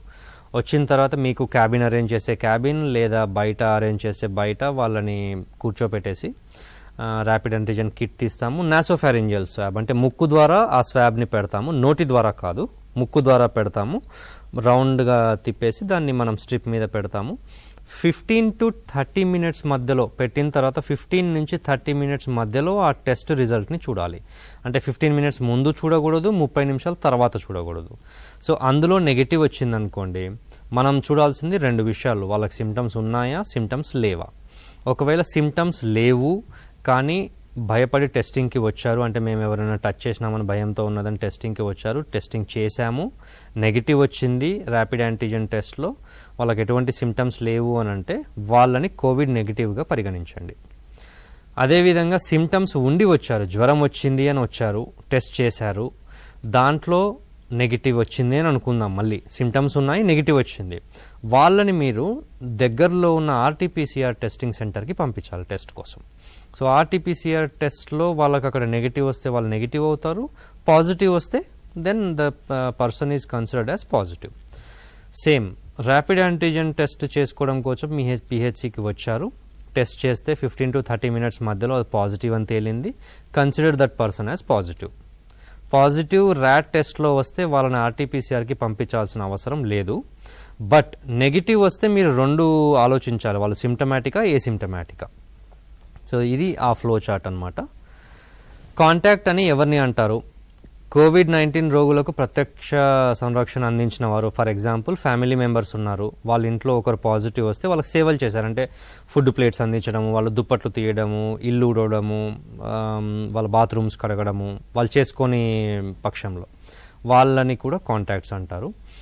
COVID-19 రోగి యొక్క అదే దగ్గరి వాతావరణంలో ఉన్నవాళ్ళు, అంటే వాళ్ళతో పాటు ట్రావెల్ చేసిన వాళ్ళు కావచ్చు, లేదా వాళ్ళ ఇంట్లో ఉండే వాళ్ళు కావచ్చు, లేదా వాళ్ళకి తెలియకుండా వాళ్ళు వర్క్కి వెళ్ళారు, వర్క్కి వెళ్తే అదే ఆఫీస్లో కూర్చొని ఉన్నారు, లేదా ఎదురు బదురు టేబుల్స్, పక్క పక్క చైర్లు, వాళ్ళని కూడా కాంటాక్ట్స్ అనే అంటారు. హై రిస్క్ కాంటాక్ట్, లో రిస్క్ కాంటాక్ట్ అని 2 రకాలుగా ఉంటాయి. హై రిస్క్ కాంటాక్ట్స్ అంటే వారికి మరీ దగ్గరలో ఉన్న వాళ్ళు లేదా పాజిటివ్ వచ్చిన వాళ్ళ శరీర ద్రవాలని తాకిన వాళ్ళు, అంటే ఇప్పుడు ముసలి వాళ్ళు ఉన్నారనుకోండి, పాజిటివ్ వచ్చారు, ఇంట్లో ఎవరో ఒకరు వాళ్ళకి సపరిచర్యలు అయితే ఇనీషియల్గా అయితే చేయాలి కదా, వాళ్ళని హాస్పిటల్లో ఐసోలేషన్ చేసే కంటే ముందు ఇనీషియల్గా అయితే షిఫ్ట్ చేసే కంటే ముందు ఎవరో ఒకరు చేస్తారు. సో వాళ్ళకి స్నానం చేయించడాలు, లేదంటే స్పంజ్ బాత్ చేయించారు అనుకోండి, లేదా వాళ్ళ బట్టలు తాకారు, సో వాళ్ళందరూ హై రిస్క్ కాంటాక్ట్స్. ట్రైన్లో దగ్గరగా కూర్చొని ప్రయాణించారు వీళ్ళందరూ. సో ఒకవేళ టెస్ట్ చేసి పాజిటివ్ వచ్చిన తర్వాత జరిగేది ఏంటి? 2 ఉంటాయి, హోమ్ ఐసోలేషన్, హాస్పిటల్ ఐసోలేషన్. అది డాక్టర్ శ్రవణ్ గారు ఆల్రెడీ చెప్పారు హోమ్ ఐసోలేషన్ ఎవరు చేస్తారు అని. సో జస్ట్ మీకు తెలుగులో అర్థం అవడం కోసం చెప్తున్నాను. పాజిటివ్ రాగానే ర్యాట్ టెస్ట్లో పాజిటివ్ వచ్చారు, ఇమీడియట్గా అక్కడే ఉన్న మెడికల్ ఆఫీసర్ ఏం చేస్తారు అని అంటే కొన్ని ప్రశ్నలు అడుగుతారు పేషెంట్ని. మీ ఇంట్లో ఇంకెవరైనా ఉన్నారా, వాళ్ళ ఏజ్ ఏంటి, వాళ్ళకి ఏమైనా కోమార్బిడిటీస్ ఉన్నాయా, మీకేమైనా కోమార్బిడిటీస్ ఉన్నాయా, మీ ఇంట్లో సపరేట్ రూమ్ ఉందా, మీకు రూమ్ ఉంటే దానికి అటాచ్డ్ బాత్రూమ్ ఉందా, లేదా 2 బాత్రూమ్స్ ఉన్నాయా. 2 బాత్రూమ్స్ ఎందుకు అడుగుతాము అని అంటే ఒకవేళ ఈ పేషెంట్ అదే ఇంట్లో ఒకవేళ ఉండాలి అని అనుకుంటే ఆ బాత్రూమ్ ఆ పేషెంట్కి మాత్రమే వాడుకోవడానికి ఉపయోగించాలన్నమాట. సో దానికోసం సపరేట్ బాత్రూమ్ అడుగుతాము. అలాగే ప్రెగ్నెంట్ ఉమెన్, వృద్ధులకి, బీపీ ఉన్న వాళ్ళకి, డయాబెటీస్ ఉన్న వాళ్ళకి, క్యాన్సర్ వాళ్ళకు home isolation eligible car. So ఈ అసెస్మెంట్ అంతా మీ మెడికల్ ఆఫీసర్ చేస్తారనమాట. మెడికల్ ఆఫీసర్ చేసిన తర్వాత దెన్ మీరు కానీ ఆశా వర్కర్ కానీ ఆ పాజిటివ్ పర్సన్ ఇంటికి వెళ్ళి, వీలైతే ఇంటికి వెళ్ళడం వీలు కాకపోతే ఫోన్లో అయినా సరే ఇన్ఫ్రాస్ట్రక్చర్ అంటే ఇల్లు రూమ్స్ గురించి, బాత్రూమ్స్ గురించి కనుక్కోవాలి. ఇవన్నీ కరెక్ట్గా ఉంటే, అంటే సపరేట్ రూమ్ ఉన్నది, ఆయనకు కానీ ఆమెకు కానీ ఆ పాజిటివ్ పేషెంట్కి సపరిచర్యలు చేయడానికి ఎవరో ఒకరు ఉన్నారు, వాళ్ళు కూడా హెల్తీగా ఉన్నారు అని అంటే అప్పుడు హోమ్ ఐసోలేషన్కి ఒప్పుకోవాలి. ఒకవేళ ఇంట్లో ఎవరు లేరు లేదా ఎల్డర్ పీపుల్ వీళ్ళందరూ అని అంటే వీళ్ళని హాస్పిటల్ ఐసోలేషన్కి పంపించాలి. సో ఫస్ట్ మనం ఏం చేద్దామంటే హోమ్ ఐసోలేషన్ గురించి చూద్దాం. హోమ్ ఐసోలేషన్ ఒప్పుకున్నారు మెడికల్ ఆఫీసర్, అండ్ ఆ పేషెంట్ కూడా నేను ఇంట్లోనే ఉంటా అన్నారు. సో నెక్స్ట్ మనము హోమ్ ఐసోలేషన్లో పెట్టిన పేషెంట్కి ఏమేం చేయాలి? So first thing is every day for 10 days వాళ్ళకి మనం ఇంటికి వెళ్ళి కానీ లేదా ఫోన్లో కానీ, వీలైతే ఆల్టర్నేట్ డే ఇంటికి వెళ్తాము, లేదు అని అంటే ఫోన్లో కానీ వాళ్ళకి ఫోన్ చేసి మీ ఆరోగ్యం ఎలా ఉంది అని అడుగుతాము. సో అడిగినప్పుడు మనం వాళ్ళని సెన్సిటైజ్ చేయాల్సింది ఏంటి అని అంటే టెంపరేచర్ చెక్ చేసుకోమని చెప్పడము, రెండవది పల్స్ ఆక్సిమీటర్ ఉంటే దాంతో వాళ్ళ ఆక్సిజన్ సాచురేషన్ చెక్ చేసుకోమని చెప్పడం. నాకు తెలిసి ప్రతి ఒక్క ఏఎన్ఎంకి ఒక థర్మల్ స్కానర్ ఇచ్చారు, and at the same time pulse oximeter కూడా ఇప్పిస్తాము అని చెప్పారు, సబ్ సెంటర్కి ఒకటో లేదంటే ఏఎన్ఎంకి ఒకటి అని. సో దాంతోపాటు మనం చెక్ కూడా చేయొచ్చు. సో అలాగే వాళ్ళని ఇంకా సెన్సిటైజ్ చేయాల్సింది ఏంటంటే మీరు ఎవరిని తాకకూడదు, మాస్క్ పెట్టుకునే ఉండాలి, మీ బట్టలు మీరే ఉతుక్కోవాలి వీలైనంత వరకు. హోమ్ ఐసోలేషన్లో ఉన్నారు అని అంటే వాళ్ళు ఇవన్నీ చేయగలరు అనే ఉద్దేశంతో వాళ్ళని హోమ్ ఐసోలేషన్కి అంగీకరించాము. అవన్నీ వాళ్ళకి సెన్సిటైజ్ చేయాలి. నెక్స్ట్ వాళ్ళకి అన్నిటికంటే ఇంపార్టెంట్గా చెప్పాల్సింది ఏంటి అని అంటే ఎటువంటి సమయంలో మీరు హాస్పిటల్కి కానీ మాకు కానీ మా మెడికల్ ఆఫీసర్కి కానీ కాల్ చేయాలి అని చెప్పాలి. జ్వరం బాగా ఎక్కువ అవుతుంది, తగ్గట్లేదు అస్సలు. హోమ్ ఐసోలేషన్లో ఉన్నప్పుడు జ్వరం తక్కువగా ఉంది, 1-2 రోజుల తర్వాత జ్వరం పెరుగుతున్నది, సో ఎమ్మటే కాల్ చేయమని చెప్పాలి. పెదవులు కానీ ముఖం కానీ నీళ్ళ రంగులోకి మారడం, ఆ టైంలో ఇమ్మీడియట్గా కాల్ చేయమని చెప్పాలి. దగ్గు తుమ్ము పెరగటము, వీక్నెస్ బాగా అవ్వటము, బలహీన పడిపోవటము, ఛాతీలో నొప్పి, ఒత్తిడిలాగా అనిపిస్తుంటుంది, శ్వాస తీసుకోవడంలో ఇబ్బంది, మానసిక గందరగోళం, ఇవన్నీ ఉన్నప్పుడు we have to request them to call immediately. అలా కాల్ చేయగానే మనం అంబులెన్స్ అయినా మాట్లాడేసేసి వాళ్ళని హాస్పిటల్ ఐసోలేషన్కి పంపించేసేయచ్చు. ఇదంతా హోమ్ ఐసోలేషన్, హాస్పిటల్ ఐసోలేషన్ అయిపోయింది. దీంతో పాటుగా మనం చేయాల్సింది ఏంటంటే house to house survey. So మీకున్న అవైలబిలిటీ ఆఫ్ మ్యాన్ పవర్ ప్రకారము, నెంబర్ ఆఫ్ హౌస్ హోల్డ్స్ ప్రకారము ఆ ఏరియాని గుర్తించి with consultation with the medical officer and supervisors and DMHO or DSO ఏరియాలో సర్వే చేయాల్సిన ఇల్లులు ఎన్ని ఉన్నాయి, ఎన్ని రోజులు పడుతుంది, ఎవరెవరు సర్వే చేస్తారు అని గుర్తించి ఈ ఫార్మాట్ అంటే అనెక్జూర్ 1 అంటాము. దీంట్లో ప్రతి హౌస్ డీటెయిల్స్ ఉంటాయి అండ్ ట్రావెల్ హిస్టరీ, లక్షణాలు, ఫోన్ నెంబర్ ఇవన్నీ ఇందులో ఉంటాయన్నమాట. ఇవన్నీ రాసుకోవాలి. సర్వే ఫార్మాట్ ప్రతిరోజు సంబంధిత సూపర్వైజర్కి సమర్పించాలి. ఇందులో మనం ముఖ్యంగా గమనించాల్సింది ఇన్ఫ్లుయెంజా లైక్ ఇల్నెస్ అని ఎవరికైతే ఉంటుందో వాళ్ళని మనం రిపోర్ట్ చేయాలన్నమాట. ఇన్ఫ్లుయెంజా లైక్ ఇల్నెస్ అని అంటే శ్వాసకోశ సంబంధిత లక్షణాలు ఏమైనా ఉండి జ్వరము మరియు దగ్గు ఉంటే దాన్ని ఇన్ఫ్లుయెంజా లైక్ ఇల్నెస్ అంటాం, ILI. ఈ కేసెస్ని ఇమ్మీడియట్గా రిపోర్ట్ చేసి వీళ్ళకి టెస్ట్ చేయించాలి ఇమ్మీడియట్గా. అండ్ ప్రతిరోజు ఫ్యామిలీ మెంబర్స్ని, కాంటాక్ట్స్ని, ఆ పాజిటివ్ పేషెంట్స్ని ఎలా ఉన్నారు, మీకేమన్నా ఈ ఇందాక ఎమర్జెన్సీ లక్షణాలను చూసాం కదా అవి ఏమైనా వచ్చాయా అని మాట్లాడాలన్నమాట. రిగార్డింగ్ మీరు పెట్టుకునే మాస్క్స్ గురించి, బయటికి వెళ్ళిన ప్రతిసారి మాస్క్ ధరించండి. అగైన్ ఐఎమ్ రిక్వెస్టింగ్, మాస్క్ ధరించేటప్పుడు ముక్కు, మూతి కప్పి ఉండేలా చూసుకోండి.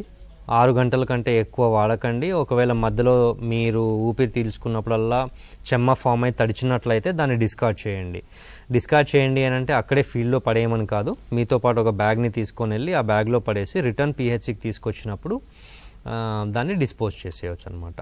ఇట్లా ఊరికే మాస్క్ని టచ్ చేయడము, పైకి అనడము, కిందికి అనడము అలాంటివి చేయకండి. ఒకవేళ మాస్క్ లూజ్ అయిపోతే తీసేసి కొత్త మాస్క్ వేసుకోండి. అండ్ ప్లీజ్ మీరు ఫీల్డ్లోకి వెళ్ళినప్పుడు క్లాత్ మాస్క్స్ మాత్రం వేసుకోకండి, మెడికల్ మాస్క్ మాత్రమే వేసుకోండి.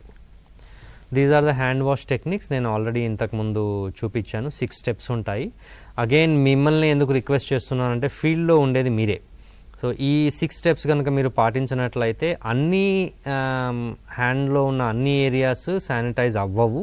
దానివల్ల వైరస్ అక్కడే ఉండి తర్వాత మీరు ఇంటికి వెళ్ళినప్పుడు ఎప్పుడో మళ్ళీ మీ ముక్కులోకో, కళ్ళ ద్వారానో, మూతి ద్వారానో లోపలికి వెళ్ళే ఛాన్సెస్ ఉన్నాయి. ఫిజికల్ డిస్టెన్సింగ్ మాత్రం తప్పకుండా పాటించాలి, మినిమం 1 మీటర్. చాలా PHCస్లో మీరు సాయంత్రం రివ్యూకి వెళ్ళారు, లేదా నెక్స్ట్ డే రివ్యూకి వెళ్ళారు, లేదా మెడికల్ ఆఫీసర్, DPD, DMHO గారు వచ్చారు, రమ్మంటే ఫార్మాట్స్ తీసుకొని వెళ్ళారు. అలా వెళ్ళినప్పుడు కూడా మీరు కనీసం డిస్టెన్స్ మెయింటైన్ చేస్తేనే మీరు సేఫ్. సో మీటింగ్కి వెళ్ళారు కదా అని చెప్పేసి దగ్గర నిలబడము, దగ్గర కూర్చొని డేటా రివ్యూ చేయడం ఇలాంటివి చేయకండి. అండ్ రెస్పిరేటరీ హైజీన్, దగ్గినా తుమ్మినా ఏం చేయాలి అని మీరు పబ్లిక్కి చెప్పాలి, మీరు కూడా అదే పాటించాలి. ఎల్బో ఫోల్డ్ చేసి అయినా దగ్గొచ్చు, తుమ్మొచ్చు, లేదా హ్యాండ్ కర్చీఫ్లో, టిష్యూ పేపర్లో అయినా చేయొచ్చు. తర్వాత అక్కడ ఎక్కడైతే దగ్గారో, తుమ్మారో అది కూడా వాష్ చేసుకోవడం మర్చిపోకండి. అండ్ వాడిన టిష్యూస్ని అగైన్ మీరు బ్యాగ్ క్యారీ చేయమని చెప్పాం కదా దాంట్లో వేసేయండి. ఒకవేళ హ్యాండ్ కర్చీఫ్ అయితే ఇంటికి వెళ్ళిన తర్వాత ఇమ్మీడియట్గా వాష్ చేసుకోండి. Okay, these are the presentations for medical officers, DMHOs and ANMs, frontline workers. రేపు మళ్ళీ ఆశా వర్కర్స్కి కూడా ఉన్నది. Now we are open for any calls. So పైన ఇచ్చిన నెంబర్కి కాల్ చేయండి.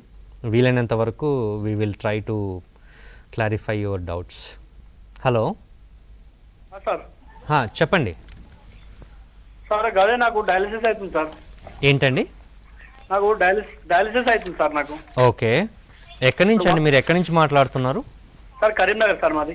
ఓకే, కరీంనగర్. ఇప్పుడు ఇక్కడ కరీంనగర్ చెల్మండ్ హాస్పిటల్ ఉంది కదా. అవును, ఇక్కడ డయాలిసిస్ అవుతుంది సార్. ఇప్పుడు నాకు 1 year డయాలిసిస్ కాబట్టి. ఓకే, కిడ్నీ మరి ట్రాన్స్ఫర్ చేసుకుంటామని అనుకుంటున్నాను సార్. ఆహా, అయితే నిన్న టీవీలో చూసిరంట మా వాళ్ళు నెంబర్ తీసుకోరు మీది. ఓకే, అయితే ఇప్పుడు మీరు కిడ్నీ ట్రాన్స్ప్లాంటేషన్ చేయించుకోవాలా వద్దా అని అడుగుతున్నారా? సార్ అదే కిడ్నీ మరి ట్రాన్స్ఫర్ అక్కడ చేస్తారని తెలిసింది. ఎట్లా? ఎక్కడ చల్మెడలో చేస్తానన్నారా? చెల్మండ్లో కాదు సార్. ఇప్పుడు ఈ నెంబర్ మీరు చేస్తా అక్కడ చేస్తారంట కదా. లేదండి, ఈ నెంబర్ కోవిడ్ గురించి ఏమైనా డౌట్స్ ఉంటే క్లారిఫై చేస్తానికి ఈ నెంబరు. మీకు కిడ్నీ ట్రాన్స్ప్లాంట్ అవసరమా, చేస్తారా, ఎక్కడ చేస్తారు అనేది మీరు ఏ హాస్పిటల్లో అయితే చేయించుకోవాలని అనుకుంటున్నారో అక్కడే కనుక్కోవాలండి. హలో చెప్పండి. నమస్తే అండి. నమస్తే అండి. నిజామాబాద్ నుంచి మాట్లాడుతున్నాండి. నా పేరు నాగమణి, సిలివేరి నాగమణి. చెప్పండి. సార్ నాకు ఒక డౌట్ ఏంటంటే ఇప్పుడు మనం ప్లాస్మా డొనేషన్ గురించి చాలా ఎక్కువ ప్రచారం జరుగుతుంది కదా. నిన్న సెషన్ కూడా నేను వినడం జరిగింది. ఒక పేషెంట్ ఒక కాలర్ అడిగితే ఇంకా టెస్టింగ్ స్టేజ్ లో ఉంది, అంటే ఒక పాజిటివ్ వచ్చిన పేషెంట్ తిరిగి కోలుకొని వచ్చిన తర్వాత మ్మ్. అతని నుంచి మళ్ళీ ఎఫెక్ట్ అవుతుందా వేరే వాళ్ళకి, ఆయన మళ్ళీ ఎఫెక్ట్ అవుతాడా అని అడిగితే అది టెస్టింగ్ స్టేజ్ లో ఉందని చెప్పారు. అవునండి. సో ఇప్పుడు ఏంటంటే మరి టెస్టింగ్ స్టేజ్ లో ఉన్నప్పుడు ఆ వ్యక్తి ఆ టెస్ట్ అనేది అతని నుంచి ప్లాస్మాని మనం కలెక్ట్ చేసి మళ్ళీ కోవిడ్ పేషెంట్స్ కి ఇస్తున్నారు. మ్మ్. అది ఎంతవరకు కరెక్ట్ అనేది అది కొంచెం నిన్నటి నుంచి ఆ డౌట్ అనేది అట్లాగే ఉంది నాకు. సో మీ ప్రశ్నలో 2 భాగాలు ఉన్నాయండి. నెంబర్ 1 ఏంటి అని అంటే రికవర్ అయిన వాళ్ళు మళ్ళీ వేరే వాళ్ళకి ఇన్ఫెక్షన్ ట్రాన్స్మిట్ చేస్తారా లేదా అనేది. సో అది పాసిబిలిటీ ఉన్నది. బట్ మనం ఏదైతే రీసెర్చ్ చేస్తున్నామో దాంట్లో ఇంకా కొన్ని నెంబర్స్ అవన్నీ చూసేసి చెప్తారనమాట. But as of now transmit అయ్యే ఛాన్సెస్ అయితే ఉన్నాయి. నెంబర్ 2 ప్లాస్మా డొనేషన్ గురించి ఎంతవరకు సక్సెస్ అనేది కదండి మీ ప్రశ్న. ఇప్పుడు అతనికి మళ్ళీ పాజిటివ్ రావచ్చు రాకపోవచ్చు, అతని నుంచి మళ్ళీ వేరే వాళ్ళకి అంటుకోవచ్చు అనేది ఇంకా టెస్టింగ్ స్టేజ్ లో ఉంది. అప్పుడు ఈ రికవరీ అయిన వ్యక్తి నుంచి ప్లాస్మాని మనం ఎలా తీసుకుంటామని. సో ప్లాస్మా డొనేషన్ గురించి మీరు ఎక్కడైతే సెమినార్ అటెండ్ అయ్యారో దాంట్లో ఏమని చెప్పారు? ప్లాస్మా డొనేషన్ 100% పనిచేస్తుంది అని చెప్పారా? సో దీని మీద కూడా రీసెర్చ్ జరుగుతుందండి. ప్లాస్మా డొనేషన్ అనేది ఎంతవరకు సక్సెస్ అనేది కూడా టెస్టింగ్లోనే ఉన్నది. లేదు అని అంటే మీరే ఆలోచించండి. గవర్నమెంట్ ప్లాస్మా డొనేషన్ మీద ఎప్పుడో ప్లాస్మా బ్యాంక్స్ స్టార్ట్ చేశారు రీసెంట్గా. బట్ దీని మీద ఇంకా విస్తృత ప్రచారణ కూడా జరగట్లేదు. ఎందుకు అని అంటే ఇది ఎంతవరకు పనిచేస్తుంది అనేది మనకు తెలియదు. అండ్ మధ్యాహ్నం నుంచి చెప్పినట్టుగా ఇది నావెల్ కరోనా వైరస్, అంటే ఇంతకుముందు ఇది కమ్యూనిటీలో కానీ ప్రపంచంలో కానీ ఎక్కడా లేదు. సో ఏ విధంగా మారుతుంది, ఎప్పుడు ఏ లక్షణాలు వస్తాయి అనేది కూడా తెలియదు. సో ప్లాస్మా డొనేషన్ కూడా అందులోనే భాగము. ఎంతవరకు సక్సెస్ అవుతుంది అనేది కూడా మనకి ఇంకా తెలియదు. సేమ్ హోల్డ్స్ గుడ్ ఫర్ మీడియాలో కూడా చూసే ఉంటారు రెమిడెసివిర్ అని, టోసిక్లమాబ్ అని, యాంటీ వైరల్స్. అండ్ స్టార్టింగ్లో అయితే బీసీజీ వ్యాక్సిన్ తీసుకుంటే రాదు అని వచ్చింది. దాని తర్వాత ఎంఎంఆర్ వ్యాక్సిన్ తీసుకుంటే ఇన్ఫెక్షన్ రాదు అని వచ్చింది. అలానే చాలా ఊహాగానాలు ఉన్నాయి. ప్లాస్మా డొనేషన్ కూడా అందులో భాగమే. బట్ సక్సెస్ రేట్ అనేది ఎంతవరకు ఉంటుంది అనేది ఇంకా ఎవరికి తెలియదండి. చాలా వరకు అపార్ట్మెంట్ లైఫ్ స్టైల్లో ఉన్నాం చాలా వరకు. ఇటువంటి ఏంటంటే అపార్ట్మెంట్లలో చాలా వరకు అందరూ ఇది పాజిటివ్ టెస్ట్లకు వెళ్ళినప్పుడు ఏంటంటే వాళ్ళు ఒరిజినల్ పర్సనల్ డీటెయిల్స్ ఇవ్వకుండా ఏదో రాంగ్ డీటెయిల్స్ ఇచ్చి వేరే వాళ్ళకి తెలియవద్దు అన్న ఉద్దేశంతో టెస్టులు చేసుకొని పాజిటివ్ వచ్చిన తర్వాత మళ్ళీ యాక్టివ్గా అపార్ట్మెంట్లలో ఉంటూ వాళ్ళు సొంతంగా ఏదో మెడికేషన్ ఇప్పుడు యూట్యూబ్లో చూస్తూ కానీ ఏదో ఫోన్లలో కానీ మెడిసిన్ తీసుకొని ఉండడానికి ఇట్లా కొంతమంది ఉన్నారు. వాళ్ళ ద్వారా మిగతా అపార్ట్మెంట్లలో ఉండే వాళ్ళకి చాలా ప్రమాదకరంగా కూడా ఉన్నది. అవును. సో వీళ్ళ కోసం ఏం చేయాలి అనేది ఒకవేళ మీ ప్రశ్న అయితే, నెంబర్ 1 ప్రతి అపార్ట్మెంట్లో రెసిడెంట్ వెల్ఫేర్ అసోసియేషన్ అని ఉంటుందండి. ప్రతి అపార్ట్మెంట్ సొసైటీస్ ఎస్టాబ్లిష్ చేసుకున్నారు. సో గవర్నమెంట్ ఆఫ్ ఇండియా కానివ్వండి, మన స్టేట్ కానివ్వండి, రెసిడెంట్ వెల్ఫేర్ అసోసియేషన్స్కి స్పెషల్ ఇన్స్ట్రక్షన్స్ ఇచ్చారు. ఇది కాకుండా మీరు అన్నట్టుగా రాంగ్ అడ్రస్ ఇచ్చి ఉండొచ్చేమో, కానీ కరెంట్లీ మనం ర్యాపిడ్ యాంటీజెన్ టెస్టింగ్ చేసుకోవాలన్నా, ఆర్టీపీసీఆర్ టెస్ట్ చేసుకోవాలన్నా మీ మొబైల్కి ఓటీపీ వస్తుంది. మీ మొబైల్ రిజిస్టర్ చేస్తేనే మెసేజ్ వస్తుంది. సో కరెక్ట్ నెంబర్ అయితే, మొబైల్ నెంబర్ అయితే కరెక్టే ఉంటుంది. అండ్ రిగార్డింగ్ రాంగ్ నెంబర్ కానివ్వండి, లేదా నెంబర్ అప్పుడు ఒకటి ఇచ్చేసి దాని తర్వాత నెంబర్ పడేసి అలా కూడా జరుగుండొచ్చు. అలాంటప్పుడు రెసిడెంట్ వెల్ఫేర్ అసోసియేషన్స్ ఏం చేయాలి అని అంటే, మీ మీటింగ్స్లో లక్షణాలు ఉంటే చెప్పండి, వాళ్ళకి మా తోచినంత సహకారం చేస్తాము. అండ్ వాళ్ళని కలవనీయకుండా, అండ్ వాళ్ళ అపార్ట్మెంట్స్లో ఇప్పుడు మార్నింగ్ వాకింగ్ చేస్తుంటారు, జాగింగ్ చేస్తుంటారు, అపార్ట్మెంట్స్లో మాస్క్ వేసుకోకుండా చేస్తుంటారు, అలా చేయొద్దు అని చెప్పాలి. కొంతమంది కిట్టి పార్టీస్ అరేంజ్ చేసుకుంటూ ఉంటారు అపార్ట్మెంట్స్లో, ఎస్పెషల్లీ నౌ అంటే చాలామంది అనుకుంటున్నారు. అలాంటివి జరగకుండా చూసుకుంటే వీళ్ళు ఒకవేళ రాంగ్ అడ్రస్ ఇచ్చినా కూడా ఇంట్లోనే ఐసోలేట్ చేసేసి తగిన జాగ్రత్తలు తీసుకోవచ్చు. హలో చెప్పండి సార్. నాకు ఒక 15 days కింద జ్వరం వచ్చింది సార్. జ్వరం వస్తే 2-3 రోజుల నుంచి జ్వరం వస్తే కమ్మి కాకపోతే గోళీలు వాడినా, సార్ నేను మన మండల అధికారిని ఆడియో ఫోన్ చేసిన నేను.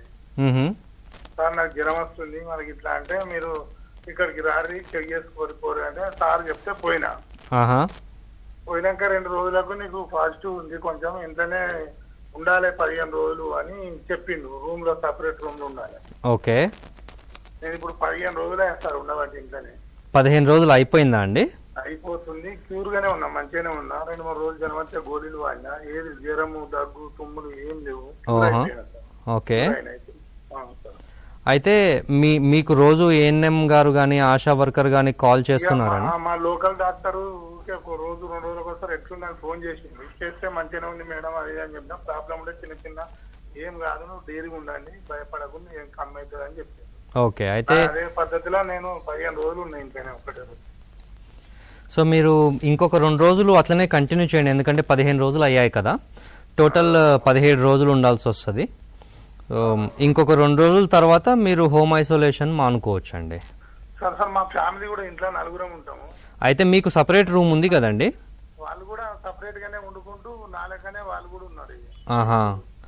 అయితే వాళ్ళకి ఏమైనా లక్షణాలు ఉన్నాయా? ఏం లేవు. ఓకే, వాళ్ళు కూడా క్వారంటైన్ ఉన్నారు, మీరు కూడా ఉన్నారు, కాబట్టి మీరు ఇంకో 2 రోజుల్లో హోమ్ ఐసోలేషన్ ఆపేసేయచ్చు అండి. హలో చెప్పండి అమ్మా, మీ ప్రశ్న ఏంటి? సార్ నేనేంటి అంటే ఇక్కడ హెల్త్ హాస్పిటల్ సార్, అదే ఏంటేమో అయితే సార్ ఇప్పుడు మా వాళ్ళు అంటే ఇప్పుడు మేము ల్యాబ్ టెస్ట్ ఇవి ర్యాపిడ్ టెస్ట్ చేస్తే కనుక మేము తెల్లవారే మళ్ళీ ఇప్పుడు ఇన్నేషన్ చేయాలంటే కనుక సార్ మరి పిల్లలకి అట్లా ప్రాబ్లం అయితే మాకు ఏదో ఒకటి ప్రొటెక్షన్ లో ఏదన్నా మిస్ అయ్యి పాజిటివ్ వస్తే ఎట్లా సార్ అది? అమ్మ, మీరు ర్యాపిడ్ యాంటీజెన్ టెస్ట్ చేస్తున్నారు అని అంటే ఫస్ట్ థింగ్ మీరు పర్సనల్ ప్రొటెక్టివ్ ఎక్విప్మెంట్ మొత్తం వేసుకోవాల్సిందే. హలో సార్ వింటున్నాను సార్. మీరు పర్సనల్ ప్రొటెక్టివ్ ఎక్విప్మెంట్ మొత్తం వేసుకోవాల్సిందే ర్యాపిడ్ యాంటీజెన్ టెస్టింగ్ చేసే ముందర.